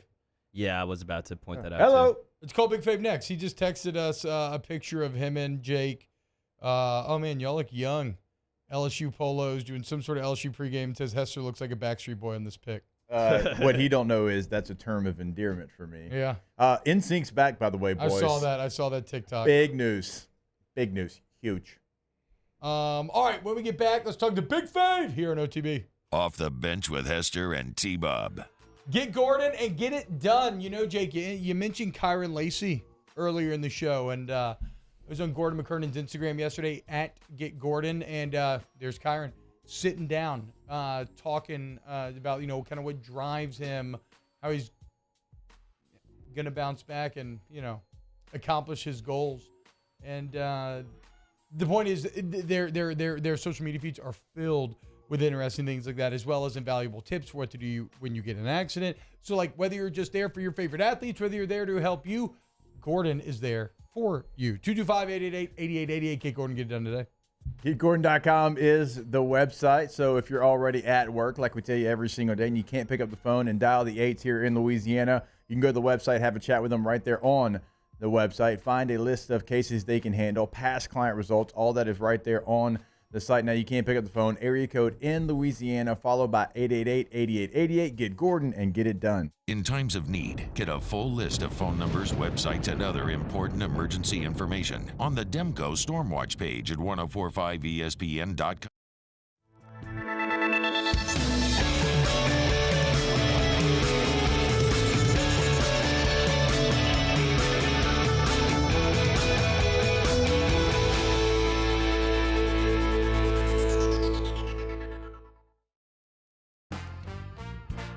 Life in Louisiana is like a run-on sentence. A poem that doesn't rhyme. Life is here, now. For life's moments, big and small, always there. The right card, the right care. Make this summer your backyard party year with Chris's Specialty Foods. Wings, burgers, brisket, steak, and boudin, plus great Cajun side dishes. We do all the prep, and you enjoy laughing with friends and family. Chris's Specialty Foods, Millerville, New Orleans, Prairieville, and Frisco. Everybody loves Chris's authentic Cajun meat.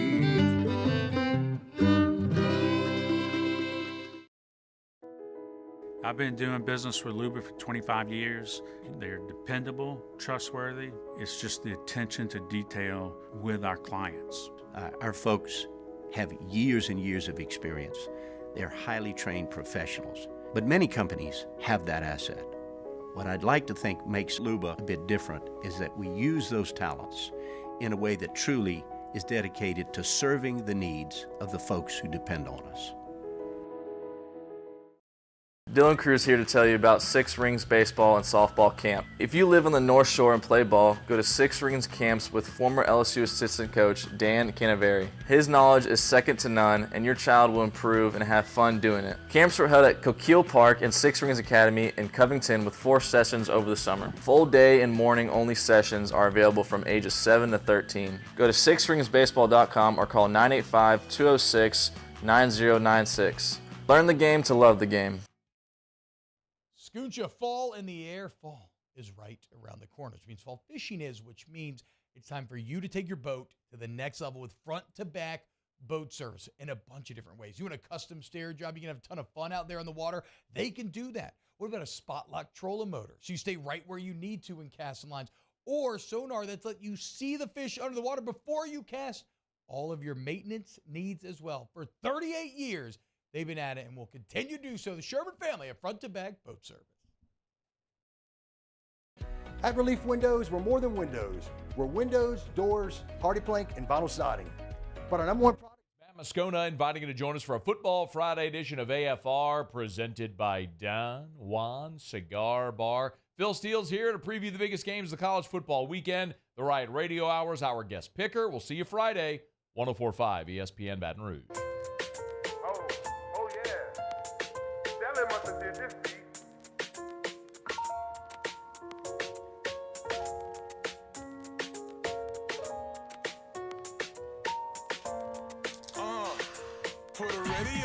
For the radio, hello somebody, yeah, I'ma move my body, yeah, I'ma be somebody, you never know when you gonna need somebody, hello somebody. All-Star Toyota presents Off the Bench with Hester and T-Bob. ESPN Baton Rouge, New Orleans, Alexandria, and 1130 The Tiger.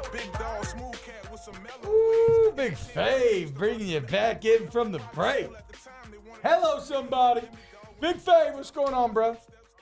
Hello, somebody. I want to move my body. What's up, fellas? Good morning. Ooh, Fave, that just put me in a good mood, man. Good morning to you as well. Fave, let's dive right in. Look, man, when I look at this matchup tomorrow, I think LSU's clearly superior in the trenches. I think they got to do the work, obviously. But I want to talk to you about what you saw out of Mason Smith last week. Looked a little rusty early, got better. How would you break down Smith's performance? I think that you nailed it. He was a bit rusty. I spoke with him on the sideline. I went on the side just to talk to him at the end of the game, and I was like, man, you got to get off of those blocks. You don't want to stay stuck on those blocks. And he's like, man, I know. And he was talking about moving to more of the 3-tech and so he could have a two-way go more. I just think he's rusty. T-Bob, he's been out a year. He didn't get a chance to play in the first game. So, that was really his first performance. I mean, kind of unfair to grade him, but I do think in a game like this, now that he's a bit more acclimated to being back in the gameplay, he might show us a little more flashes of greatness. Big Fave, how concerned are you that LSU has 1 sack in 2 games so far? I'm concerned, Hester, especially coming up this weekend. I mean, we have a guy that's looking to break an NCAA record. Rest in peace to Mike Leach, but, the position he put Rogers in regards to big plays down the field, those deep balls, it's something I'm a bit concerned of. We have a young secondary, right? We're used to this being a TBU deal. We have a Derek Stingley on the corner. We have someone of that nature on the corner. And now we have some guys that trying to prove themselves. So we're going to need quarterback pressure. And look, I think you're going to get it. I think Harold Perkins looked a lot more comfortable last game, Fave, and I think he's going to look even more comfortable this game. What do you think about Perk? I like how we had him on the line more. I love when we put Perk in a position to make plays. And then we talked about this 2 shows ago before the Florida State loss, how important it is to have him involved in the rush game. I mean, here's the deal. I understand what's going on in his position and wanting him to look like a true linebacker. I'm not really worried about that. I'm pretty sure the scouts aren't either. When it is time for this kid to go pro, he is a playmaker, right? You start thinking about guys like Will Anderson, who's technically an edge rusher from Alabama, but he comes with the playmaking ability. So when a guy like Harold Perkins in a game like this, we want to see him in the position we used to see him, Williams. that shadowing the quarterback. Yeah. And rushing. Yeah, I think, and it's weird. I think that, again, I think you can accomplish that while also kind of having him be that nickel Sam. But we'll see. We'll see it continue to develop. Fave, you got some pretty exciting news here that you sent us. Inside the Trenches, going to be live at Small Sliders in Marrero. Chris Lombard, Whitney Forbes, and Marlon Favorite, a.k.a. Big Fave. What's that going on, noon to 1 today? It's also live on YouTube, Facebook. Where can everybody find the show? They can find it on New Orleans Talk Network, on the app, or on my Facebook, Marlon Favorite Seniors. We're going to be live on there. We'll talk a little LSU, talk some NCAA football, a little entertainment as well. It's a good show. Hester, I promise you, I'm only going to have about 2 sliders today. You know what I'm saying? But they're going to be big and small. So.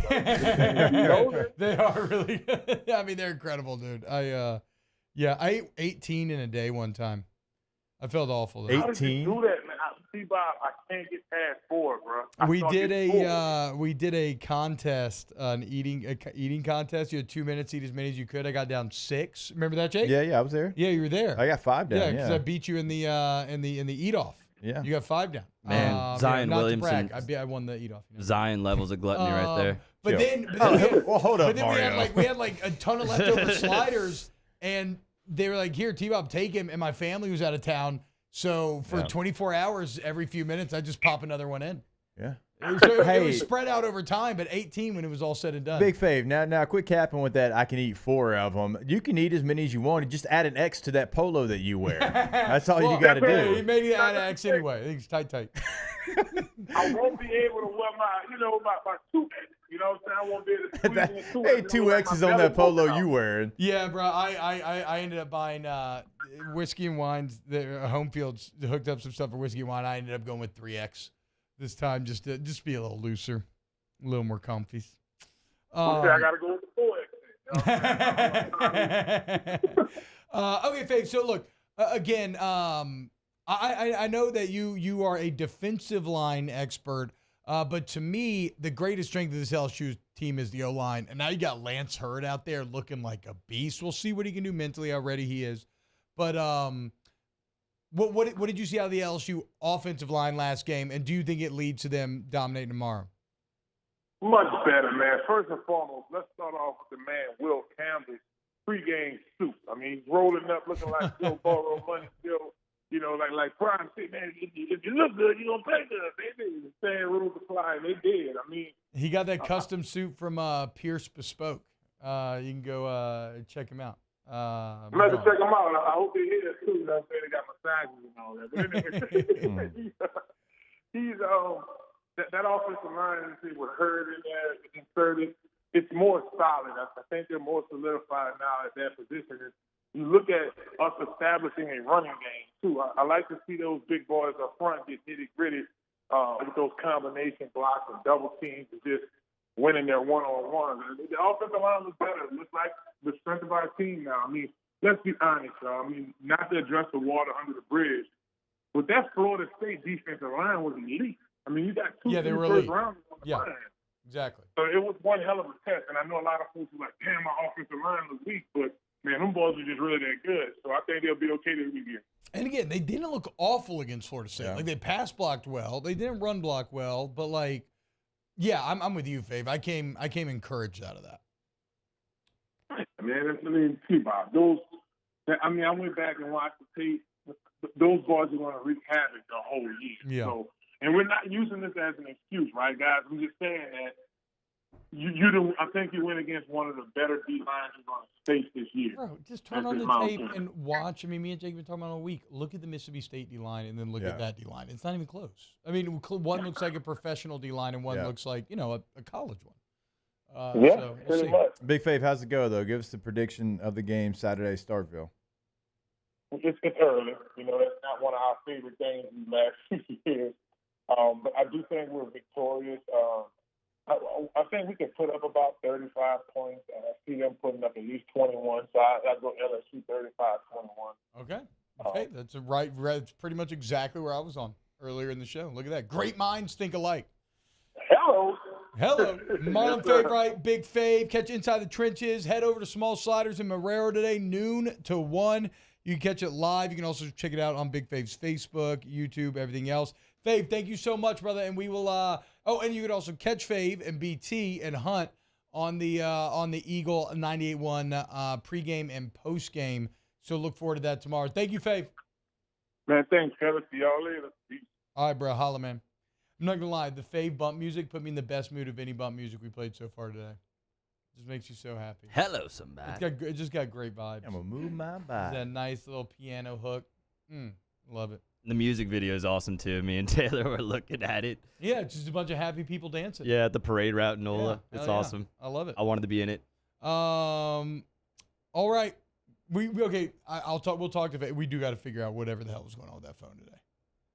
Speaking of wind tunnels. Was he training somebody? I don't know. He was in an echoey room. That's for damn sure. Yeah. He was in a cathedral Yeah. of some sort. I think he was probably training somebody. You know, the training facilities have the high ceilings. Yeah, that's true. I think that's where he was.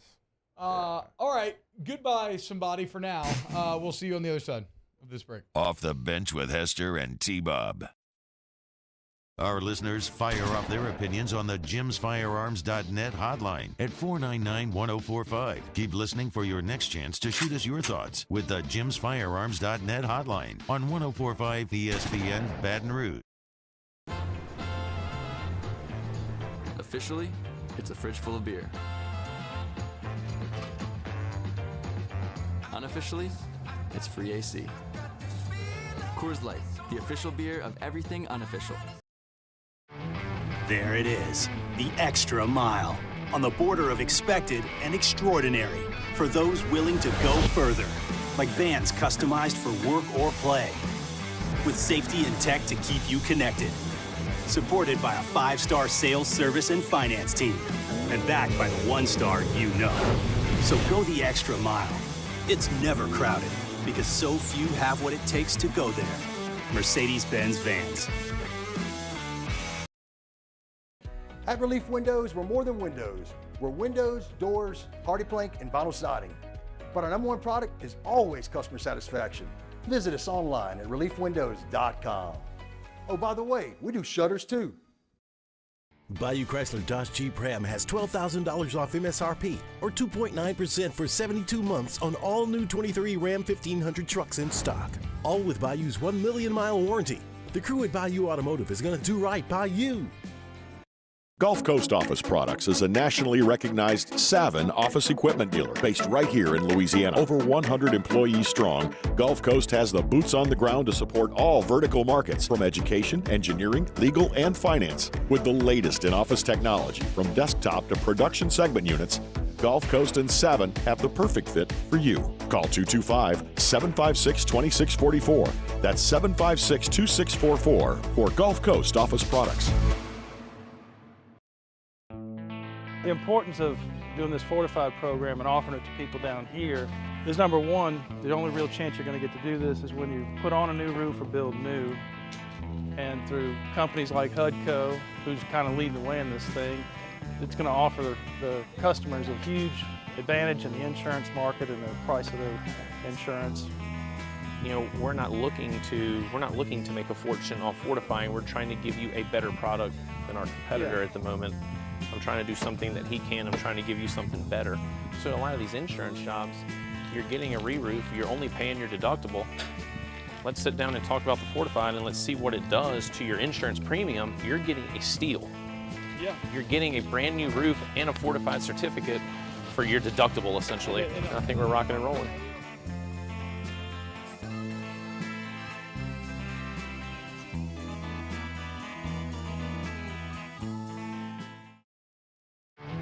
There it is, the extra mile, on the border of expected and extraordinary for those willing to go further, like vans customized for work or play, with safety and tech to keep you connected, supported by a 5-star sales, service, and finance team, and backed by the 1-star you know. So go the extra mile. It's never crowded because so few have what it takes to go there. Mercedes-Benz Vans. I've been doing business with Luba for 25 years. They're dependable, trustworthy. It's just the attention to detail with our clients. Our folks have years and years of experience. They're highly trained professionals. But many companies have that asset. What I'd like to think makes Luba a bit different is that we use those talents in a way that truly is dedicated to serving the needs of the folks who depend on us.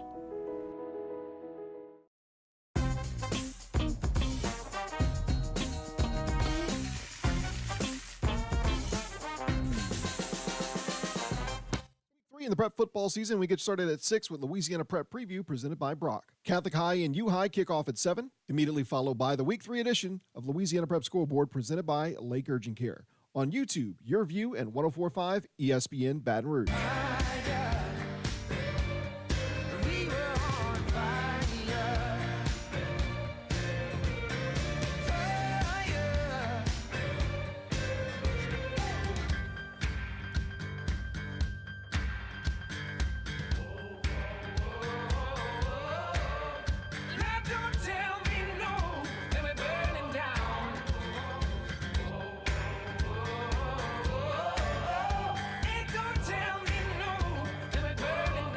All-Star Toyota presents Off the Bench with Hester and T-Bob. ESPN Baton Rouge, New Orleans, Alexandria, and 1130 The Tiger. Ooh, I love that. Ding, ding, ding, ding, ding. I was listening, like, a song came on or whatever, and I've heard it a bunch, but I never heard that part, and I'm like, T-Bob. I can see T-Bob, like, on a little piano, like. Shout out, I wish I could credit who the author was of the Advocate piece, but there's a guy talking about some great new albums to listen to, and one of them was John Baptiste We Are, which, again, I've listened to a lot more since that first day, and I would say this, or excuse me, not We Are, World Music Radio. It's not going to be an album that is for everyone. Like We Are, I'd see, that's why I won all the Grammys. It is a blanket, anyone can say it. It's a little more concept. It's like very genre bending. It goes from like, didn't y'all say What in the Sean Paul? Like, that's the beginning of it. It has, like, rock songs. Yeah. It has, like, almost like a country song at one point. So it really runs the gamut. I love it. I would say check it out. But also, that article in The Advocate led me to the Funky New Orleans compilations, which I guess are these collections of, and Volume 7 just dropped. They can't find it on Spotify. I found Volume 6. But I guess for the past, like, 20 years, they've been finding maybe, like, old, just like kind of rare New Orleans music, and it's indeed funky and awesome to listen to. I've been listening to Volume 6 all morning, and I would recommend it if you want to get a little, if you want to get pumped up for the weekend, just get in like a good mood. This is, again, this is not a question I know the answer to. Is it better to have big hands or small hands when you're tickling the ivories? Got to be big. Big? I would think big, because then you could reach over to the keys. Yes. You don't have to move your hands as much. Maybe not as thick as yours, but long wingspan, like and long hands definitely fingers. Help. Yes.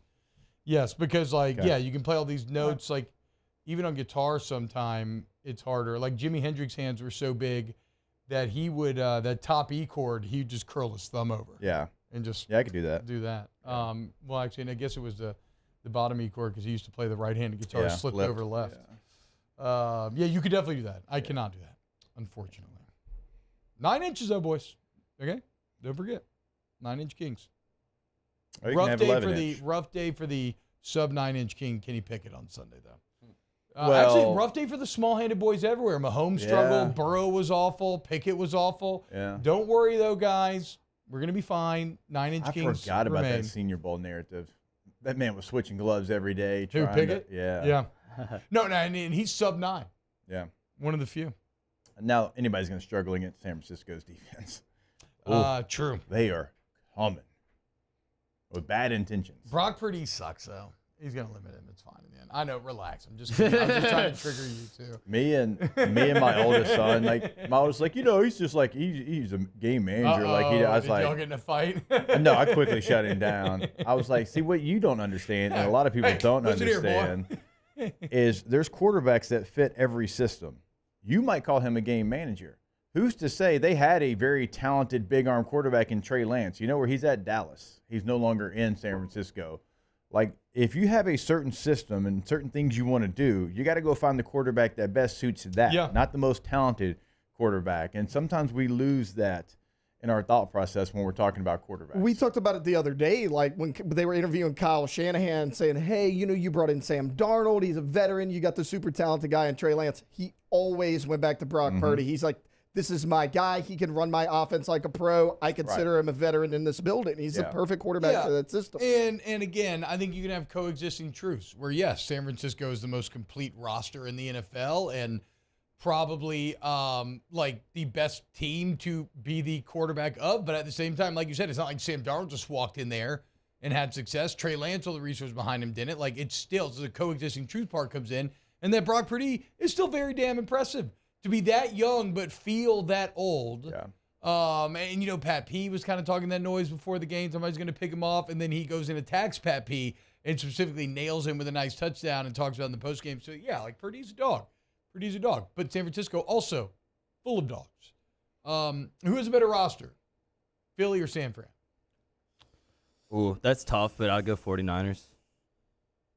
I think they do the offensive weapons put you over the top, and then you have the defensive weapons for San Francisco, for Philly. Well, San Francisco's got the best edge rusher in football. Yeah. Now I think that Philly has a better O line. I would take McCaffrey over any of the Philly backs, but Philly probably has a better receiving core. Yeah. Tight end. When Kittle's healthy, Kittle's better than Dallas Goedert. So they're both really. I would take either roster. I would take either roster. It's very close. Yeah, maybe slight edge to San Fran. Oh, I did figure out, thinking earlier in the show, why DeAndre Swift worked so well in Philly. Because he went to Georgia. Yeah.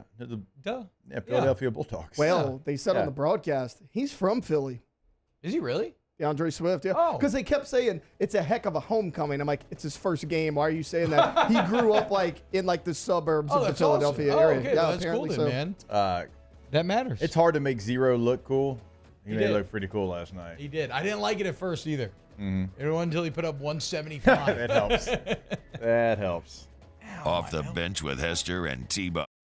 At Corval Toyota in Opelousas, you can lease a new Toyota 4Runner for $489 per month. That's right, you can get a brand new 2023 Toyota 4Runner for $489 per month. So come on down to Happy Town. That's Corval Toyota in Opelousas, Happy Town, USA.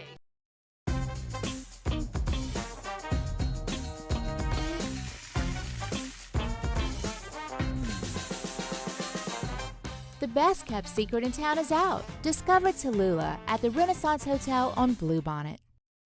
Gulf Coast Bank and Trust is giving our customers the power to bank anywhere, anytime during this challenging event. And we're right there with you. Our mobile banking app is a smart way to manage your money and time.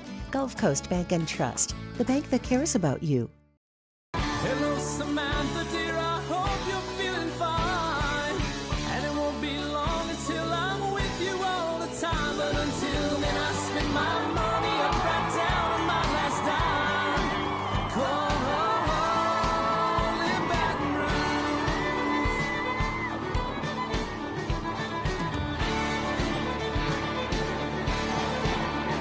I'm ready, what you put me on through. Gotta send my love down to Gulf Coast Office Products is a nationally recognized Savin office equipment dealer based right here in Louisiana. Over 100 employees strong, Gulf Coast has the boots on the ground to support all vertical markets, from education, engineering, legal, and finance. With the latest in office technology, from desktop to production segment units, Gulf Coast and Savin have the perfect fit for you.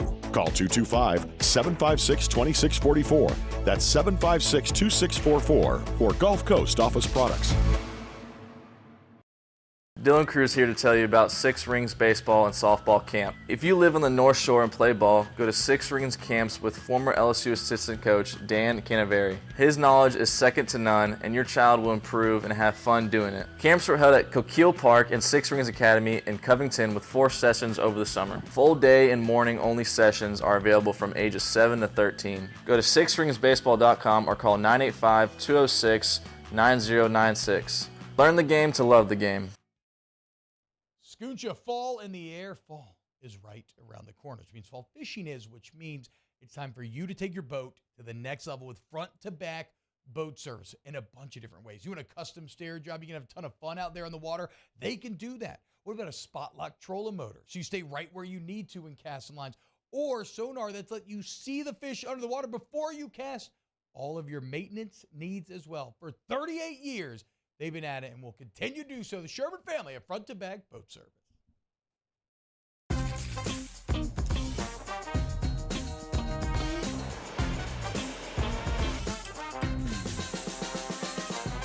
The best kept secret in town is out. Discover Tallulah at the Renaissance Hotel on Bluebonnet.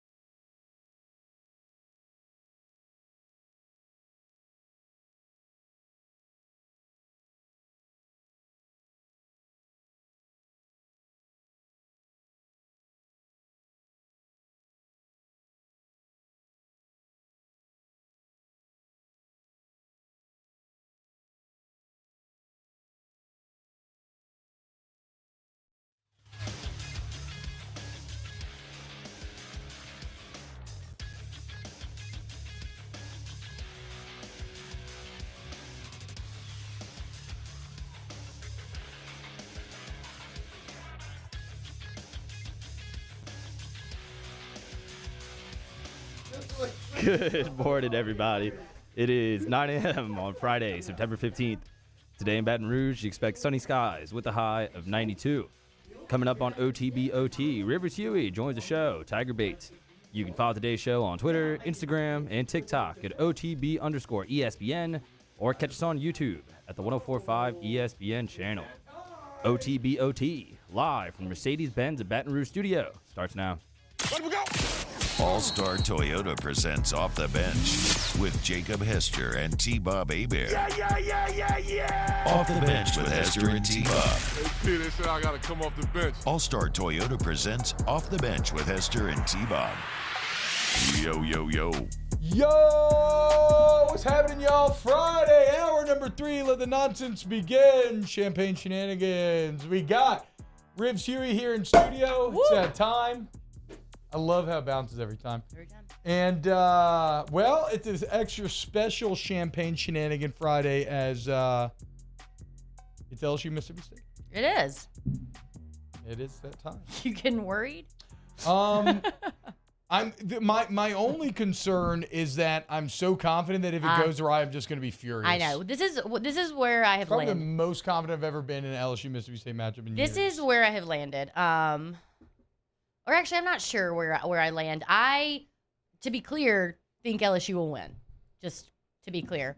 What I'm not sure about is how much. Yeah. So if you listen to anyone else, probably the spread is fine. I have been listening to you guys a lot this week. Yeah. Thank you. Thank you for listening. And I think this is the least objective you've been ever about a thing. So.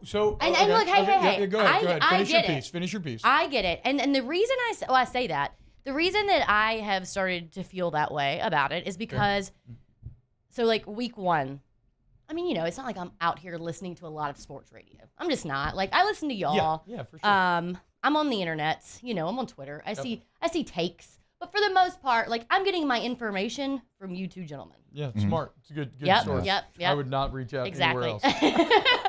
So, going into week 1, I was like, wow, LSU is going to kill Florida State. I did not present that. But continue. But you were just so confident. You weren't. No, I was not. Okay. Personally. But I was more confident than you were. Yeah, definitely. But listening to the two of you talk, I felt very certain.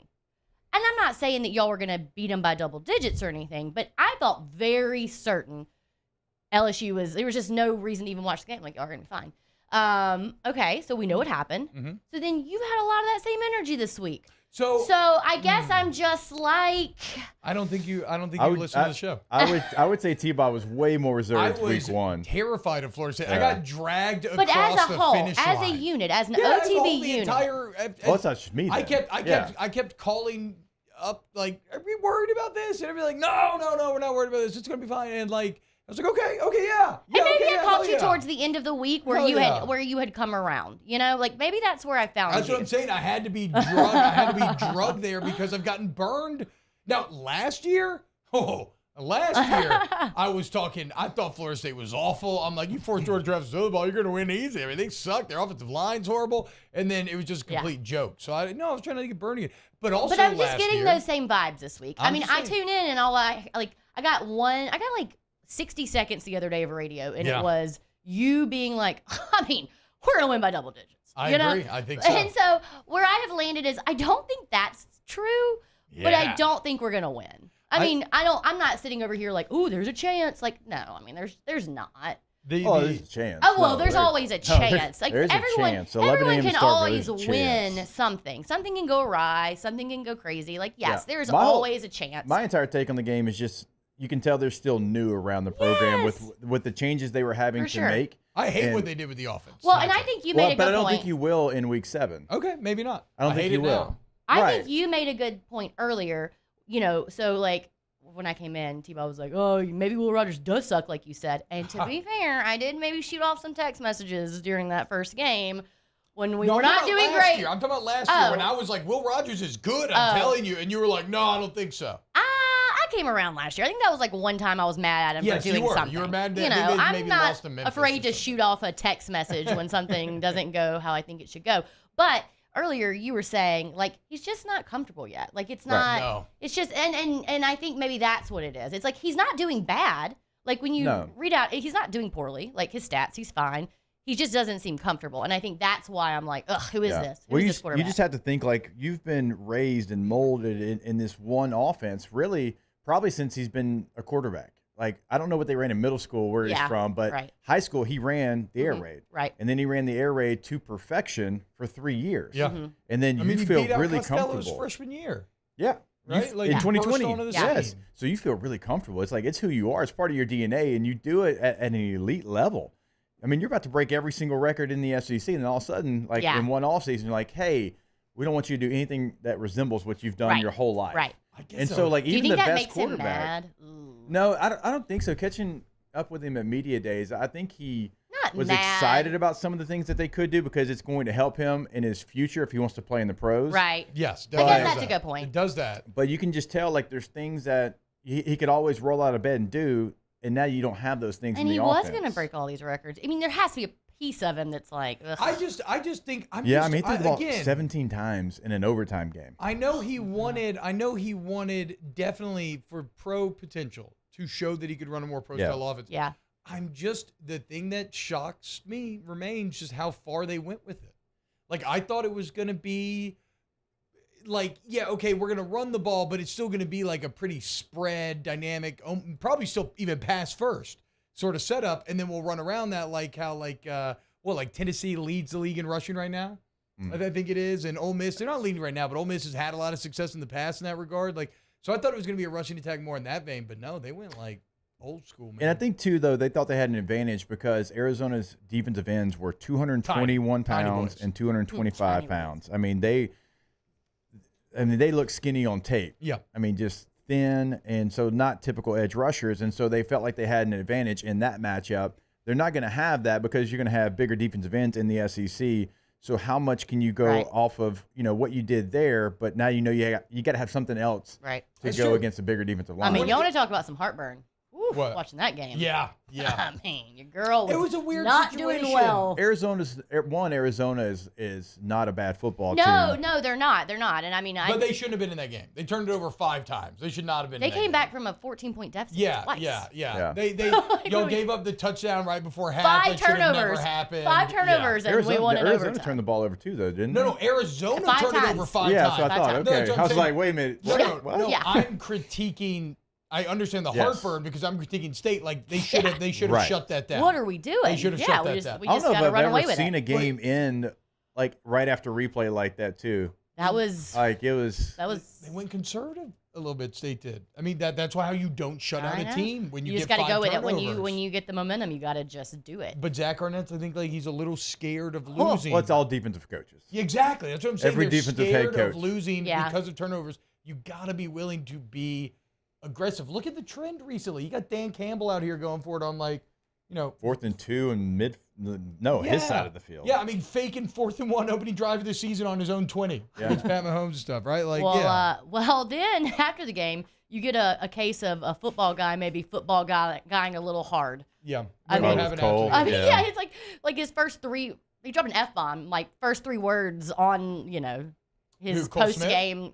Huh? Which one? Who? Zach I Arnett. missed No, that. Cole Arnett. Kubelik was interviewing Zach Arnett. Oh, and he was just dropping F-bombs? Well, no, just one. I mean, but it was like in the first three words of his post-game televised interview. So- and he immediately was like, "Ugh." He made the face. He made He did that exact face. He did the face. He made that exact face. I didn't see the TV broadcast. I only watched the. I feel like Cole was kind of like, yeah. Hey, Cole just shook his head like, okay, let's keep going. I mean, you're not, if you're the guy interviewing, you're not getting in trouble. That's true. Like you're fine. It's supposed to be a delay. It's you somebody got- else's you got job to Pat protect out there that. dropping F-bombs. He's That's trying true. to clean that up as well. ESPN, a little different now. Times are changing, boys. Times are. are changing. I've had to unlock Aaron Murray's degeneracy. When we first started doing our show, he would never want to curse, never want to say anything out of line, and now I got him dropping, F words, B words, the whole thing. Oh, he's always been a big B word. Yeah, Even I know, Sirius XM. always. That's his go-to. Well, that's a weird one to latch on to. Aaron has but he never uses it in regards to a female. Yeah, but of all the ones to Yes. latch onto that, you don't That's always been typically, his, yeah. Well, he has. Look, I think he's tougher than people give him credit for, and he's a little more old school than people realize, and so he's just constantly complaining about the softness of this current generation, and that that's actually doesn't surprise how me. he communicates Oh, does that. he? That's how he Yeah. communicates that message a lot of times. Yeah. Don't be a little Okay. witch, Step up, Step up. do something. So Use your anyways, we're custom gonna suits. we're gonna I used to wear a mock lose. turtleneck and a blazer from Men's Warehouse. Okay, I didn't need a custom suit That was Burlington. to win on Saturday. Burlington Coat Factory. I was always Men's Warehouse. Yeah. You know why? That's a step above. Because I love the way I look. I was buying on a budget. What a commercial. What a voice. I feel like Burlington probably has a great tagline too. Need to find it out. We sell more than coats. I don't know. Never Is been that inside. it? I don't know. I've never been inside. Never a been. Burlington Coat Well, Factory. I mean, when times are Like tough. what a coat factory? But do they sell suits or is it? Yes. Wait, is it they sell suits sell or is everything. it just? I always wonder about that. I'm like, is it just Everything. coats? No. I Coats, suits, don't know about shirts, mock I turtlenecks. found Burlington Coat Factory's tagline. What is it? It's not great. What is it? Oh man. No, that's no. Just kidding.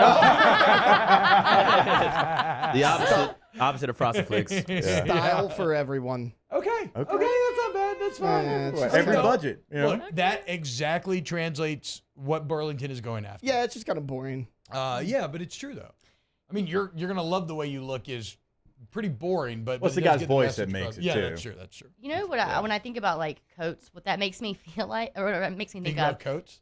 coats. Yeah, When I'm in just general. casually thinking about coats, it makes me think about Michael Hennig. Was he the quarterback for Mississippi State when you were there?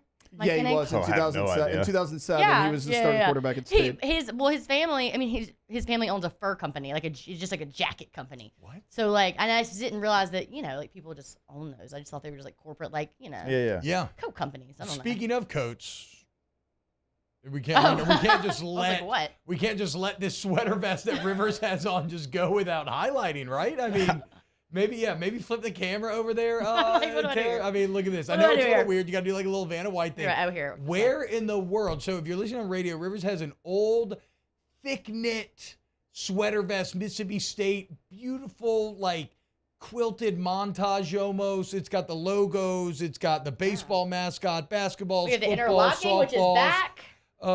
Where did you get this? I think it's awesome. I don't know. It is. Oh, it even has the logo on the zipper, like on the little handle for the zipper. That's cool. I don't know. It is just, I feel like to my knowledge, always existed in my closet, but I don't remember where I got it. I mean, I assume that I don't think I Maybe like a inherited this grandmother, from a someone. parent or No. someone? I mean, I probably got it on eBay at some point, but I just Okay. don't remember.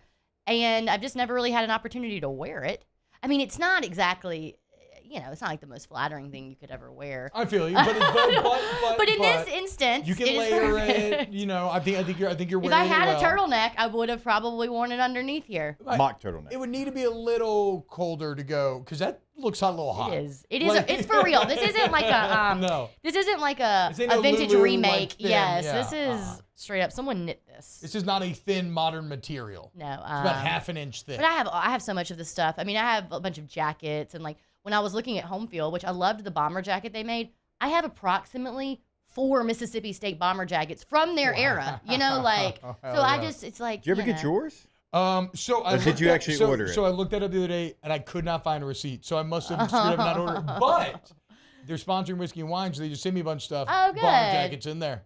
Let's go, dude. Let's go. They're incredible. That doesn't help me. Even though I don't know if They the send me triple- stuff. I don't know if the triple X is gonna. I hope it shrinks a little bit. Wait, so did you ordered one? The No, bomber no. jacket. Mm-mm. Oh. No. I did get drunk the other night though and order like 2 Colorado Buffalo shirts. So Okay. I'm excited. Yeah, I've for got that. Go UC Buffs. Irvine gear from Home Field. What, Taylor? What's Say the something. deal? What's the deal with They're these? cool. Sorry. Why? I just don't understand why. Speaking of, I don't understand why these like coaches keep coming for him. Dumb. Or Dion. I don't understand. Let's talk about. We'll pick this up Okay. in a second. Play I the did want to audio. talk about this. We haven't yet. Coming up next, we'll break down what the hell Jay Norvell is thinking. Coming up here on OTB. OTB, OT. K2ZBlinds.com. KTOZ Blinds.com is your resource for any custom window coverings that you need. And I mean anything. Jake, you've started your work with K to Z. What do you have to report back so far? Yeah, so we started the process, and if you missed yesterday, so they come out, and it was like a 4-minute process. Hell And yeah. he came in with a ladder, a laser, and like a notebook with all these different design choices. And I, like, okay, well, what's this going to be like? It was like 4 minutes. Like they measured it, got everything ready to go. You choose your color. I'm gonna be honest with you. I thought it was just going to be like you get a black screen, and like that was it. It's like, no, we can match it to your house. What best matches what you've already got in place. And so very excited for it. Again, like we love watching football out there. Press a button, easy peasy. I mean, look, Brandon Barton's been doing this for 25 years, y'all. So take advantage today. You get free installation on any window treatment packages you purchase from K2ZBlinds.com. In times of need, get a full list of phone numbers, websites, and other important emergency information on the Demco Stormwatch page at 1045ESPN.com. When is a taco more than just a taco? When it's Government Taco. Voted best tacos 3 years in a row by 225 Magazine, Government Taco puts the most delicious spin on tacos the capital area has ever seen. With creative combinations like the Magna Carrot, the Filibuster, or the Steak of the Union. Plus perfect tortilla chips paired with the best salsa and queso you've ever had. And happy hour every day from 3 to 6 p.m. and all day on Thursday. Government Taco, 5621 Government Street. Was a humid day, barefoot children play, looking for that summer shade. Time just slips away. Oh, Louisiana, some kind of hold on me. Like cypress stumps, your roots are planted deep inside of me.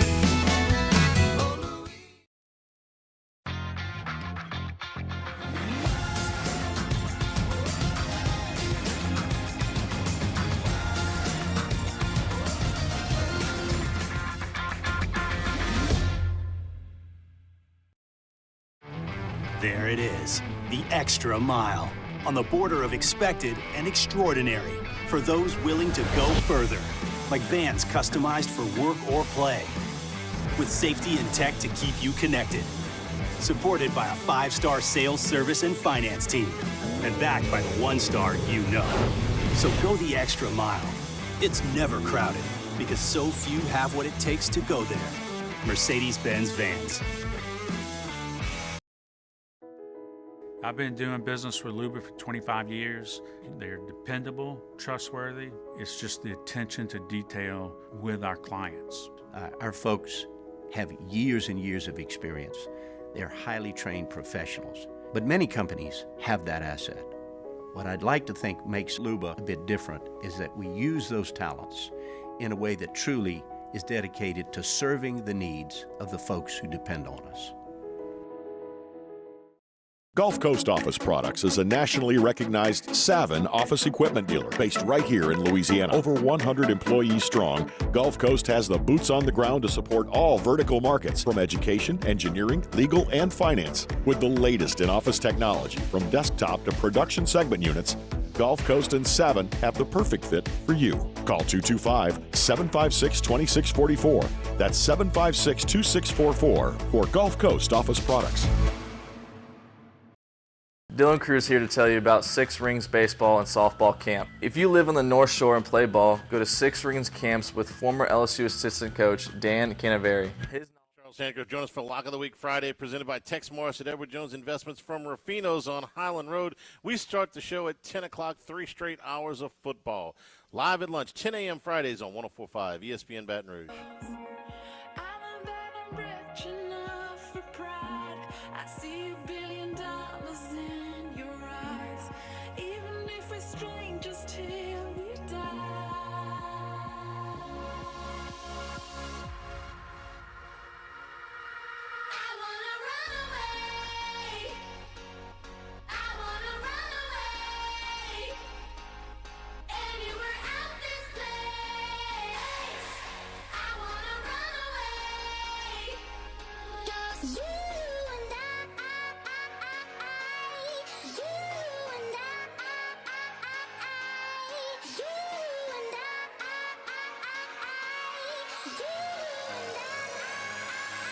OTB, OT with Hester and T-Bob on 104.5 ESPN Baton Rouge and 94.7 ESPN Alexandria.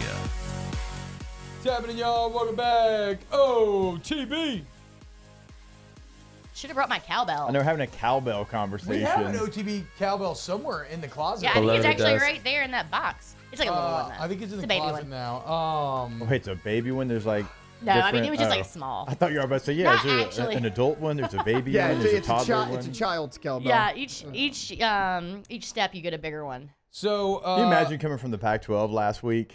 You know what I'm saying? Like California, Arizona. Like, you don't even know and what's you're happening like, at all. Where you are in in foreign, the hell you are am a I? strange man in a strange land.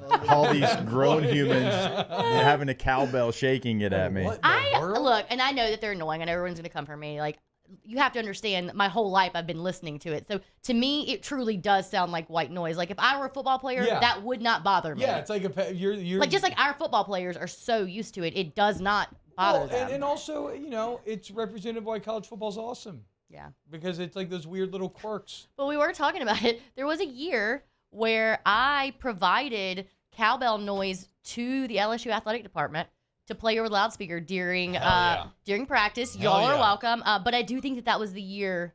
I'm pretty sure that was the 17. That was the year that we that When we I won. dressed up and wore I was like Mississippi sending State subliminal gear, messages. When I wore Mississippi State gear, and I've never really lived that down. Oh my gosh, I've told y'all this before, but I was with Gordy because we were doing the pregame show, and people were blowing his phone up because T-Bob had on Mississippi State gear, like almost demanding that he be fired. Yeah, what is that about? dude? Like, it was Relax, wild, and Gordy's dude. like, what? I mean, what? I but don't the care. best part about that picture to me, and every year I realize it, I think You can, again. if you go to Rivers' Twitter here, Taylor, you can bring I up mean, the picture. You just look so happy. I was tailgating. You were just having the tailgate. It the was best awesome. time of your life. And all that. So, and then T-Bob, everyone's like, ooh, lost a bet. No. T-Bob went to the bookstore, Yeah. did all this on his own. I didn't have any part in like the shirt or the hat. Oh, he did true. this on his own. You bought he comes, that? Yes. You could have borrowed from like all the people there. He comes back to the no, tailgate. you know. He's wearing this stuff, and so then we're walking around. I think maybe like SEC Network was there, or like SEC Nation or whatever. So we go and we're walking around. T-Bob is just holding court in the junction. Like, he's wearing his state gear. Everybody recognizes him. Yep. So he's being stopped by everyone. There's probably so many photos of T-Bob floating around in that outfit. Look, you know, sometimes you just troll a little too hard. I thought I was trolling LSU fans. Look how just for happy you fun. are. I also thought I was trolling Mississippi State fans because I literally thought there was no way that LSU was going to lose the game. And so I thought I was winning on all angles, when in fact I was actually losing. That doesn't even look related to you right now. There's a happy man right there, Bo. One As of a my man favorite. without kids, the world is his oyster. Look at him; he can just get drunk all day, all he wants. Oh man. He was like, so right after we Hey, took that this hat's photo. fire, though. Yeah, I do like the hat. You still have it? I mean, I'm sure you probably left that in the bathroom at the restaurant where you were eating dinner. I held on to it for a while. I don't remember what ended up happening to it. So right after we took this picture, there was like a group of kids playing football. T-Bob goes over, he starts coaching them up. He literally was living his best life. Speaking of living my best life, did you all hear about the new Twitter feature? Yes. Likes can be turned to private. Yeah, there we go. A big win for all the horny boys out there who are just trying to live free online. There was some horniness in the chat earlier, and I called it out. Mario knew that fun fact. Well, I was kind of quick calling somebody out in a group chat earlier this week about that very thing, and now See, that like, person can. But I am too. Like I know it's supposed to be like a like is an endorsement, but sometimes I like bless your heart like. Okay, dude. I mean, look, I try to say the same things, bro. So I feel you on that. No, like when somebody like comes after like one of us about like a bad take or something we have, like if I like it, it's like bless your heart. Oh no, but what I'm saying, you're not blessing a heart on like a a picture of like a fat booty. No, no. Hey. So you're not running any risk of like. I have for 38 years I have built this up. I'm not tearing it down for liking a questionable bless picture. that big booty's heart. I'll never. There's an ironic like. I'll never understand people who are married and have girlfriends who are on that social media and then do that. Like they can see you, Well, man. it really is like. Do y'all remember when Instagram? There used to be a tab where you could see it was an active running list of what everyone liked and who they followed. Okay. Like, you could catch people late at night doing some stuff. What you call It's it? like the When Snapchat, you had the top Same friends thing, or yeah. whatever. The top I don't know three. anything about Snapchat. Bro, the Tough top scene. 3 back in the day Yeah. broke about up. I mean, thousands of relationships. So many high school couples broke up over the top 3, I guarantee. So you used to like whoever you snapped the most. It Yes. would Was have, it We have like a your list top of your 3? top. Oh, wow. Yeah, it's like Public info.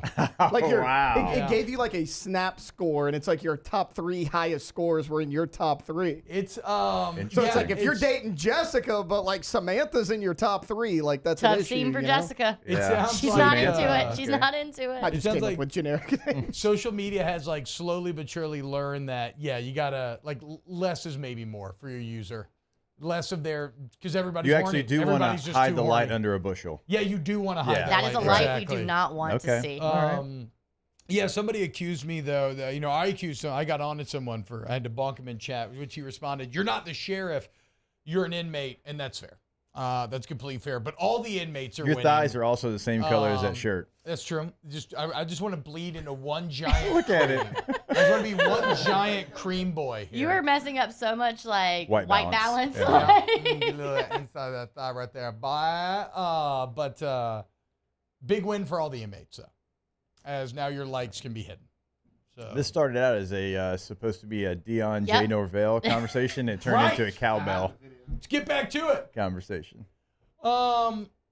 A solid rule, I would say, amongst adults is keep my name out of your mouth. Why are you talking about me if I'm not talking about you? And Jay Norvell obviously missed that day in class. He didn't miss the etiquette part, or at least he claims he didn't. But he missed that because here's what he had to say. And he's playing to the crowd. It looks like a Colorado State radio show. You can tell from like the 10 people clapping in the background.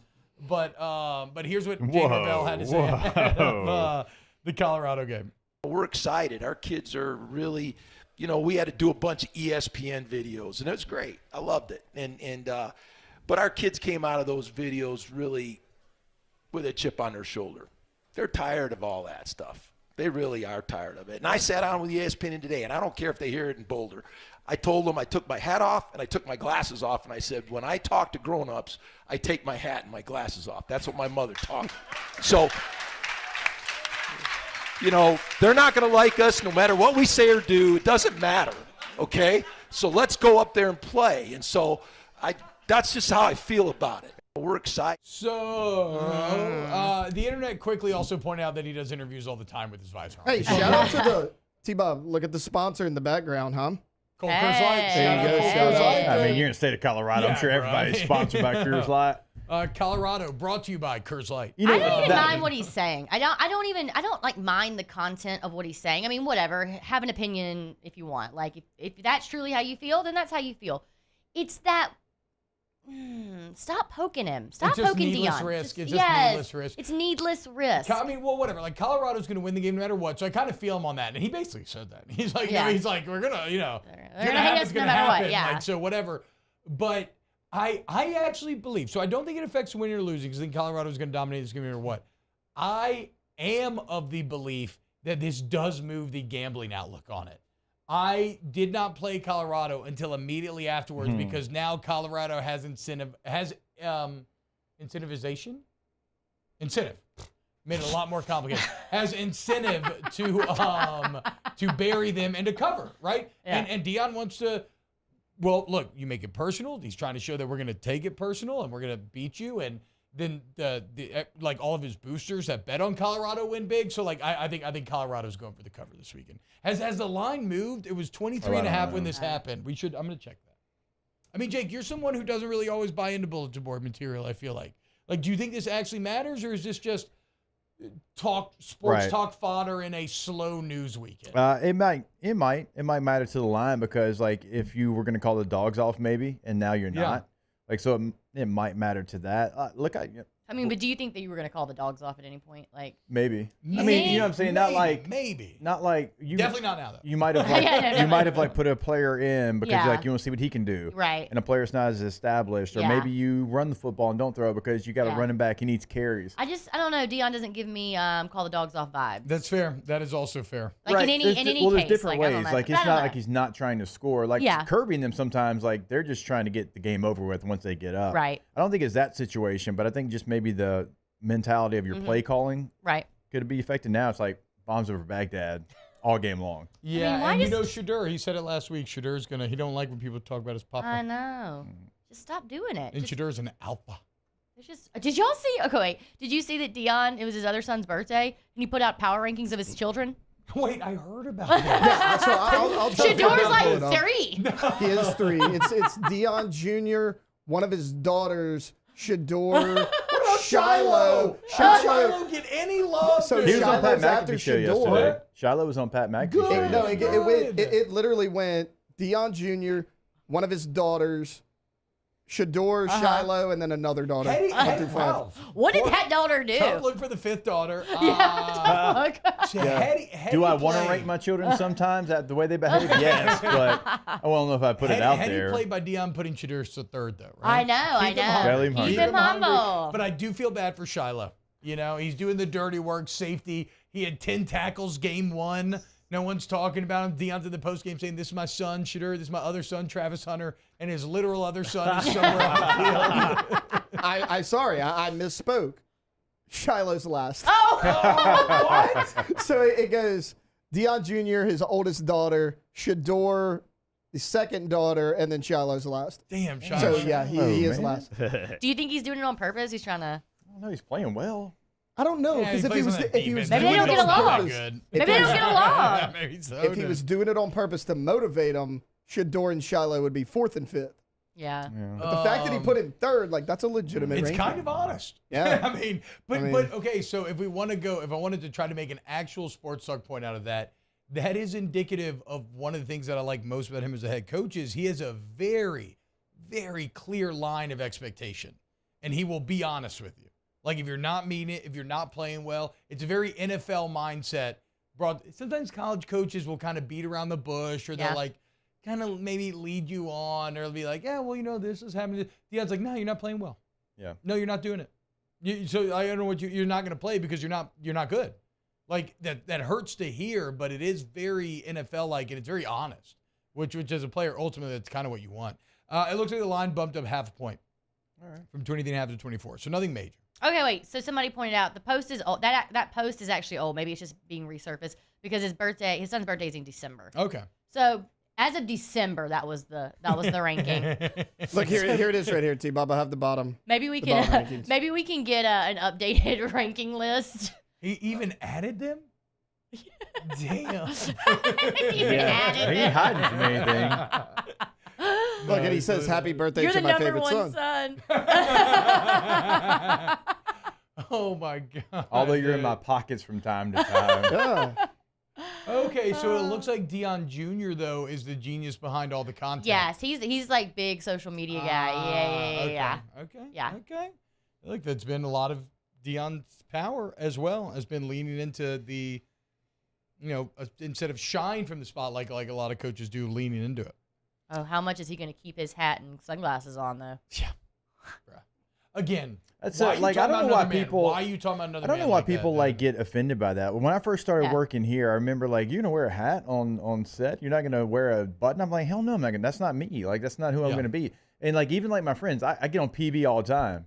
Like, he always makes comments about the way I dress. I'm like, Peter, you dress like every golfer that ever walked out of every country club, and that's okay. That's who you So are. that makes me. Like, I it's- wonder, but I just always assume that SEC Network probably have a dress code for them on television. They definitely on have dress television. codes. Yeah, you gotta wear a that's what I suit for sure. I'm mean. talking about in media Just days in, like, and oh, stuff. yeah, just like The day-to-day. only man that is exempt from television dress codes is Damian Woody. And we celebrate him every day here on Off the Bench because my man shows up to get up every day in just a generic Stephen Barry polo. solid color polo. And it fits awful. And he's got jeans on and it hangs down to his knees. But Damian Woody is there every day like a boss, dude. Shout out Woody. All right, when we get back, more OTB. OTB, OT. Hey, do y'all like tequila? What about a Louisiana tequila? What about a Baton Rouge tequila? That's right, baby. I'm talking about Noel Family Distillery Tequila. Whether it's Blanco, Reposado, they got your back. Now, they also have delicious sweet rums. They got pickle vodka, which I had some pickle vodka for the first time last week, and I'm very into it. But Noel Tequila was a mainstay at the lake this summer, and it's fantastic, y'all. And one of the coolest part is, first off, this is a local Louisiana family distillery, but Natalie traveled down to Mexico, studied the tequila game, infused notes and flavors, and it's a mixture of highland and lowland agave, basically fused all these disparate elements as you thought kind of represented the state of Louisiana, and now has brought it back, and it's awesome, y'all. You can actually go tour the distillery over there in Donaldsonville. You can. If you want. It's open Monday through Friday, 9 a.m. until 3 p.m. You can check out the tour schedule as well at their website, noeldistillery.com. Our listeners fire off their opinions on the jimsfirearms.net hotline at 499-1045. Keep listening for your next chance to shoot us your thoughts with the jimsfirearms.net hotline on 1045 ESPN Baton Rouge.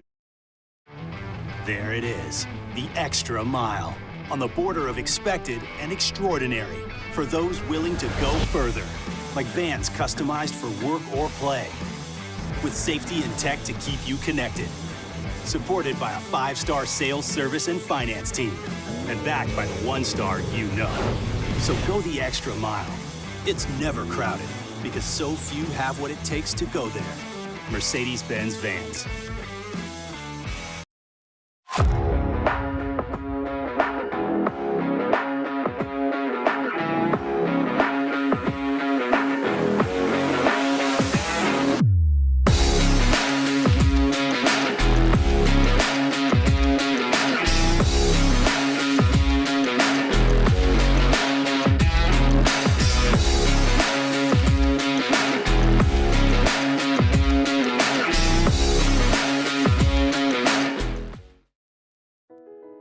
I've been doing business with Luba for 25 years. They're dependable, trustworthy. It's just the attention to detail with our clients. Our folks have years and years of experience. They're highly trained professionals. But many companies have that asset. What I'd like to think makes Luba a bit different is that we use those talents in a way that truly is dedicated to serving the needs of the folks who depend on us. Gulf Coast Office Products is a nationally recognized Savin office equipment dealer based right here in Louisiana. Over 100 employees strong, Gulf Coast has the boots on the ground to support all vertical markets from education, engineering, legal, and finance. With the latest in office technology from desktop to production segment units, Gulf Coast and Savin have the perfect fit for you. Call 225-756-2644. That's 756-2644 for Gulf Coast Office Products. Dylan Cruz here to tell you about Six Rings Baseball and Softball Camp. If you live on the North Shore and play ball, go to Six Rings Camps with former LSU assistant coach Dan Canaveri. His knowledge is second to none, and your child will improve and have fun doing it. Camps were held at Coquille Park and Six Rings Academy in Covington with 4 sessions over the summer. Full day and morning only sessions are available from ages 7 to 13. Go to sixringsbaseball.com or call 985-206-9096. Learn the game to love the game. Scoocha, fall in the air. Fall is right around the corner, which means fall fishing is, which means it's time for you to take your boat to the next level with front-to-back boat service in a bunch of different ways. You want a custom stair job, you can have a ton of fun out there on the water. They can do that. What about a spot lock trolling motor? So you stay right where you need to in casting lines. Or sonar that's let you see the fish under the water before you cast. All of your maintenance needs as well. For 3 in the prep football season, we get started at 6 with Louisiana Prep Preview presented by Brock. Catholic High and U-High kick off at 7, immediately followed by the Week 3 edition of Louisiana Prep Scoreboard presented by Lake Urgent Care. On YouTube, Your View and 104.5 ESPN Baton Rouge.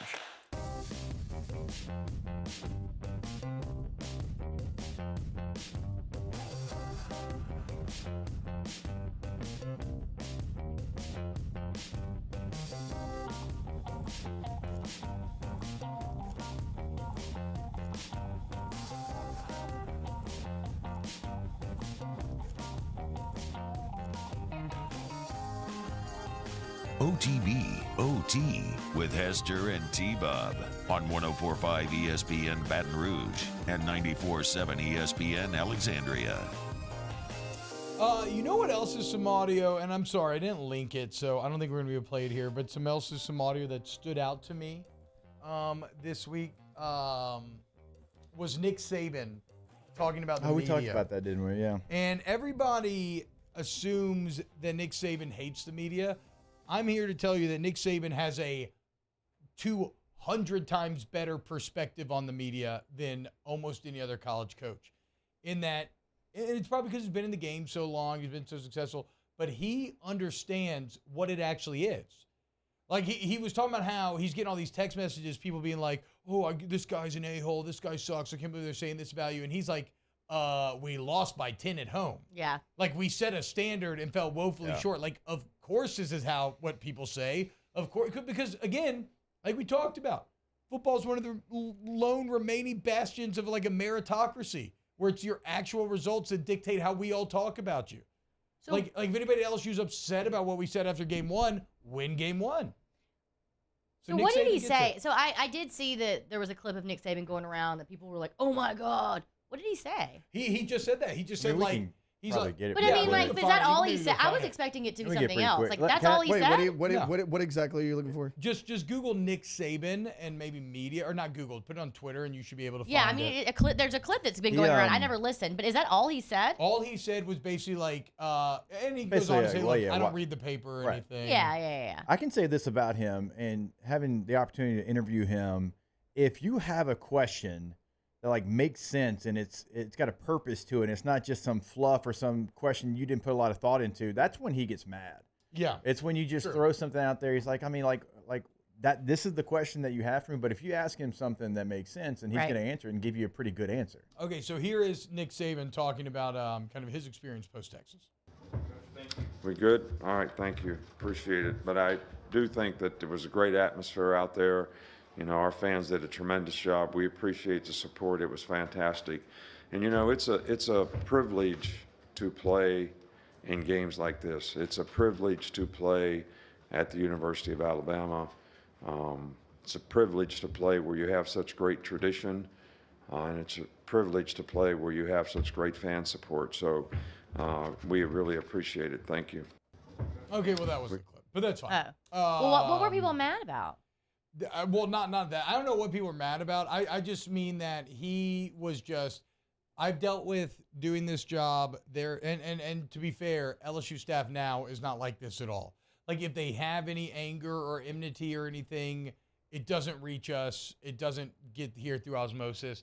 But there have been staffs in the past where I would describe them as having rabbit ears. Yeah, I had to go on a golf cart tour of LSU one time. Yeah. What the hell was that about? we make a couple tailgate jokes, and next thing you know, And I'm having to being required to do a tailgate tour of it's when the corporate stuff started happening at LSU tailgating, and I made a comment about it, and I was required to go take a golf cart tour of the tailgating. Like, you're worth hundreds of millions of dollars. I was like, What are oh you wow, doing? this looks great. Hey, my fault. I do have the correct. Isn't it quote good? now. Isn't it good? Isn't it good? Yeah. Yeah. Wow. Yeah, it is good, isn't it? I can totally see how somebody would want to rent this. Okay. Like, I don't know. I mean, it was just weird. Here's what Saban had to say. It's very weird now thinking of that, actually. Here's what Saban had to say. You know, I think that we didn't play great. So, you know, people get upset that we get criticized. But why wouldn't we get criticized if we don't play well? I mean, people call me and say, hey, man, this guy's a jerk for, you know, saying this about you. No, he really isn't. I mean, it's right. We didn't play good. I'm responsible for that. So we did all these things on offense that I just talked about, add them up. Well, I mean, I'm responsible for that. You know, I think that we didn't play great. That was the end. So, you know, people get... Okay, yeah, perfect. Yeah, I mean, but there you go. There you go. Yeah. That is a I refreshing... feel like that's an incredible thing for a coach to say. Like, he gets it. He gets it. Like, I understand it hurts because it's almost like putting football out there. It's like putting anything. It's like putting art out there. Yeah. You are vulnerable because you're putting your life's work out there to be judged. And when it's found wanting, that hurts. So I understand He's that. lightened up a lot in the media. Yeah, no They're doubt, like- no doubt. Well, like, he And doesn't- maybe he that's a doesn't- perspective that comes with age. Like, I don't think 38-year-old Nick Saban saying that same thing. Like, He doesn't demand to be called Coach Saban. He's fine with just being called Nick. Too, so shout out I to wouldn't him. do that. That makes me nervous. I've never even met him. Taylor? No way. No way, no how. Taylor, did we not learn to keep that man's name out of your mouth? If I have to hear Deion Sanders talking about OTB respecting him, you're fired. Unless you watch Lord of the Rings. Well, and also, Then like, you're good. Saban doesn't take what people say personally. He's like, that's facts. Oh, Like, my God. Okay. I hate what They're- you're doing they're not there, doubting but you are him. technically, I guess, kind of correct. I mean, by the way. Saban does get it, though. You're right. He I'm does get starting it. to dislike him less, and it's making me uncomfortable. The same thing is happening with LeBron. We were talking about that. Me and Mario were talking about that yesterday. Like, we're like, Saban's lightening up. I'm like, he needs to retire before we start to actually like him. I mean, it's hard not to like that Actually, perspective, though. I do like him. He gave me my opportunity. Yeah, that's different. You played for him. We Yeah, you didn't. played for him. Yeah. We just saw suffered at his hands. Yeah, that doesn't. Mm-hmm. I've always respected him, but he is becoming more likable, actually. Also, again, you did just buy that $20 million house. So, like, if you want to call it, man, I'm here for you. Yeah. I'm here for you. Call it, dude. Go You can enjoy call life. me. Like, we'll talk ball. Like, if you Hell want to yeah, still, bro. like, be involved in the game, yeah. I'm sure he can be an analyst somewhere. Oh, yeah. He'll Do be some wherever some, he do wanted some to. casual analyst stuff, you know? He could take over for Corso, Nick like, Saban as an analyst, so funny. to think but he about. could. He could take over for Corso on game day. He would technically. He should. I mean, that would be I awesome. mean- Yeah. He would get the. I would never deign to give Nick Saban an analyst title. He needs a consultant title, Okay. right? Definitely consultant over analyst. Make more I money think he for could less be like work. athletic director. I know a lot of former coaches kind of go that route. If he wanted to, I don't know if he'd get the You same want- you juice think from he'd it. want though. to? Yeah, Yeah. I don't know if he wants to deal with all the Feels like a lot of politics and stuff. the day-to-day rigmarole. John Cohen, you coward. Get the hell out of here. Do want to remind you to go to RejuveMedical.com if you're feeling older. You know, Nick looks great. He looks incredible. I don't know if he goes through Rejuve Me, but I could see it because he seems to be fighting aging quite well. So why don't you recapture your youthful, energetic feeling, whether it's facial aging, andropause, menopause, mood and memory problems, insomnia problems, you know, all these things we talk about. Rejuve Me Medical can customize a plan for you to get you to where you want to be. Take advantage of that free consultation today. RejuveMedical.com. Closing out the show next. We got to put together a Row the Boat bet. We do. On OTB next. OTB, OT. Go to All-Star Toyota, BatonRouge.com. Oh, dang it. I meant to have an audio here. Did y'all see one of the actors from Fast and Furious? I'm not a big enough Fast and Furious fan to remember Han. who. Han, yes. Did you sent it to me? No, I didn't, but I saw it. Okay, did you see Han talking about the Toyota Sienna? Yes. This is a man the actor who is He's been in like 7 of these movies. A regular member of the Fast and Furious crew. And they asked him what his favorite car is he ever owned. He said the 2022 Toyota Sienna is the best car that's ever been made. Yeah, he said ever made, full for stop. him. He said his wife thought it was for her. No. It's Yep. for me. He's got 18 cup holders. When I he tell pointed you that out. I felt seen. Could have been a burning, godlike spotlight on me. I mean, thank you, Han. Yep. You get it. Once you step into Siena, you never want to step out. Also, Toyota Baton Rouge. Go see them off Airline Highway Day. Also, ToyotaBatonRouge.com. In times of need, get a full list of phone numbers, websites, and other important emergency information on the Demco Stormwatch page at 1045ESPN.com. There it is, the extra mile, on the border of expected and extraordinary, for those willing to go further, like vans customized for work or play, with safety and tech to keep you connected, supported by a 5-star sales, service, and finance team, and backed by the 1-star you know. So go the extra mile. It's never crowded, because so few have what it takes to go there. Mercedes-Benz Vans. I've been doing business with Luba for 25 years. They're dependable, trustworthy. It's just the attention to detail with our clients. Our folks have years and years of experience. They're highly trained professionals. But many companies have that asset. What I'd like to think makes Luba a bit different is that we use those talents in a way that truly is dedicated to serving the needs of the folks who depend on us. When it comes to ending cancer, we push forward, always working together for you. That's why our cancer experts at Ochsner have clinically integrated with MD Anderson Cancer Center. This means advanced cancer care, including access to life-saving clinical trials and integrating care to treat the whole you. Introducing Ochsner MD Anderson Cancer Center. Long live you. The world's leaders in obesity research, obesity medicine, and obesity science are right here. We're doing something that no one's ever done or trying to answer a question that no one's ever asked before. Pennington is a real jewel when it comes to research. We are finding the solutions to the world's worst chronic disease, which is obesity. Louisiana needs Pennington Biomedical. Gulf Coast Office Products is a nationally recognized Savin office equipment dealer based right here in Louisiana. Over 100 employees strong, Gulf Coast has the boots on the ground to support all vertical markets, from education, engineering, legal, and finance. With the latest in office technology, from desktop to production segment units, Gulf Coast and Savin have the perfect fit for you. Call 225-756-2644. That's 756-2644 for Gulf Coast Office Products.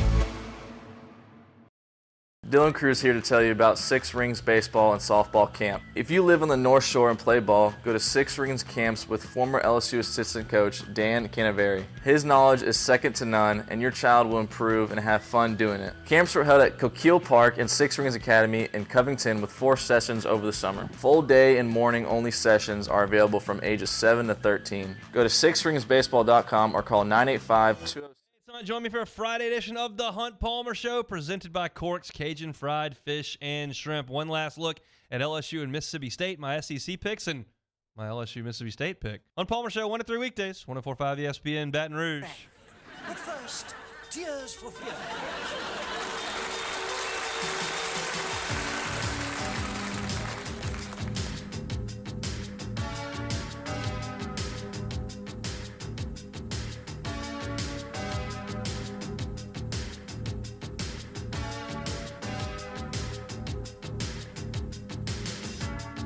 OTB OT with Hester and T-Bob on 104.5 ESPN Baton Rouge and 94.7 ESPN Alexandria. So I'm on my DraftKings Sportsbook app right now as we put together our Row the Boat Parlay of the Week, Row the Boat Bet of the Week. It's a parlay in which we each take one team, one bet that we believe in, and I'm Seems putting like it right the whole now. team doesn't believe in the bet. Well, We're but not everybody gonna has, lie. so this is where it becomes like, though, you're only as strong as your weakest link. Everybody brings in their best bet, and then if somebody fails, well, we all get mad at them. How are you feeling about the strength of your boat right now, Jake? Jake does not like Mario's pick, but to be fair, the gambling expert on Snaps yesterday loved that pick. He's talking about Mizzou +4. Okay. So I don't know. It's I don't fair. know. My logic I'm a is just gambling expert, last okay? year the game was in You are kind of Manhattan. a gambling expert, actually. Just a soccer. Yeah, I guess Chinese that's true. It's the other second football. division soccer Yeah, gambling expert. That's true. That's fair. That's The game was in Manhattan last year. Deuce Vaughn dominated. Now it's in Missouri. 42-10. Deuce Vaughn, yes. Kansas State ran the football all over them. I Missouri know. had 35 carries for only 96 yards. They could not get the run started. But do you even Mizzou? You know what I'm saying? I love Eli. Eli's one of my favorite coaches. M-I-Z-Z-O-U. That's I don't. Mizzou. That's all you got. That's how you spell it. That's how you spell it. I'm missing one of here. I only have 3. What's the We other got one? FSU -26. FSU, that's the one I'm UNC missing. -7.5. Wyoming +30. Mizzou +5.5. I love it. 2 dogs, 2 favorites. So I Always went feel up, good about that. I went up getting Wyoming like -29, which I'm Fine, still we'll take taking because like look, Texas is coming off of a big win, 29. and even if if you get they're a -29, those odds would be fantastic. and even if they're 3 touchdowns better than a 2-0 Wyoming, like they're not touching a 30-point victory. I agree. So look, let's send those in the group chat because I will forget to place that bet. So send those. I got it right here. I'll send it. Download DraftKings Sportsbook app, promo code Baton Rouge. It's your first time signing up. You have $5 in the NFL. You get $200 in bonus bets. Remember, for all customers, every NFL game day this fall, you get 2 really good offers. They had them last night, they'll have them Sunday and Monday. Check them out. Must be 21 or older, physically present in Louisiana. Select pairs only. Bonus bets expire 7 days after issuance. Eligibility and deposit restrictions apply. Terms of sportsbook.draftkings.com. Says football terms. Licensee partner Golden Nugget Lake Charles. Gambler Prom. Go 100 Gambler 146-2537. Ask the bitch. Brought to you by Coker's Light. Busy Art Sales from Blue Moon Light Sky. Citrus Wheats. We're getting a soft shell crab po' boy from lunch from Rusty Pelican. It's going to be great. Hell yeah, you got it. That's tight, dude. Sounds so good. Happy for you. That sounds great. I need a soft shell Cracker crab po' Barrel boy in a sounds while. really good right now. Really? Wait, what'd you say sounds good? Cracker Barrel. Ooh, I Taylor Barrel? love Cracker Barrel. What'd you say? No, I said Taylor Barrel. The first time I didn't get I it. did not even like register that. Wait, why me? We serve anybody, honey.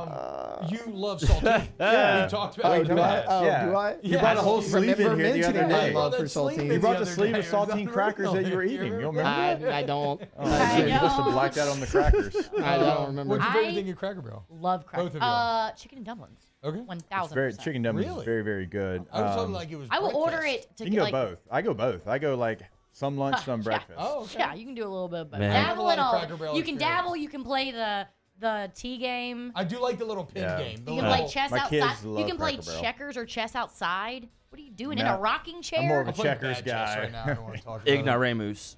Yeah, Ignoramus? that's the name of the Oh, game. is that what it's called? I think so. It's a Well, level that you get Yeah, to. it's like the stupidest. Ignoramus. If you Oh. if you leave 4, I Ew. think you're Hey, shout out ignoramus. Mario. That's cool. I I never never knew the knew name that. of it.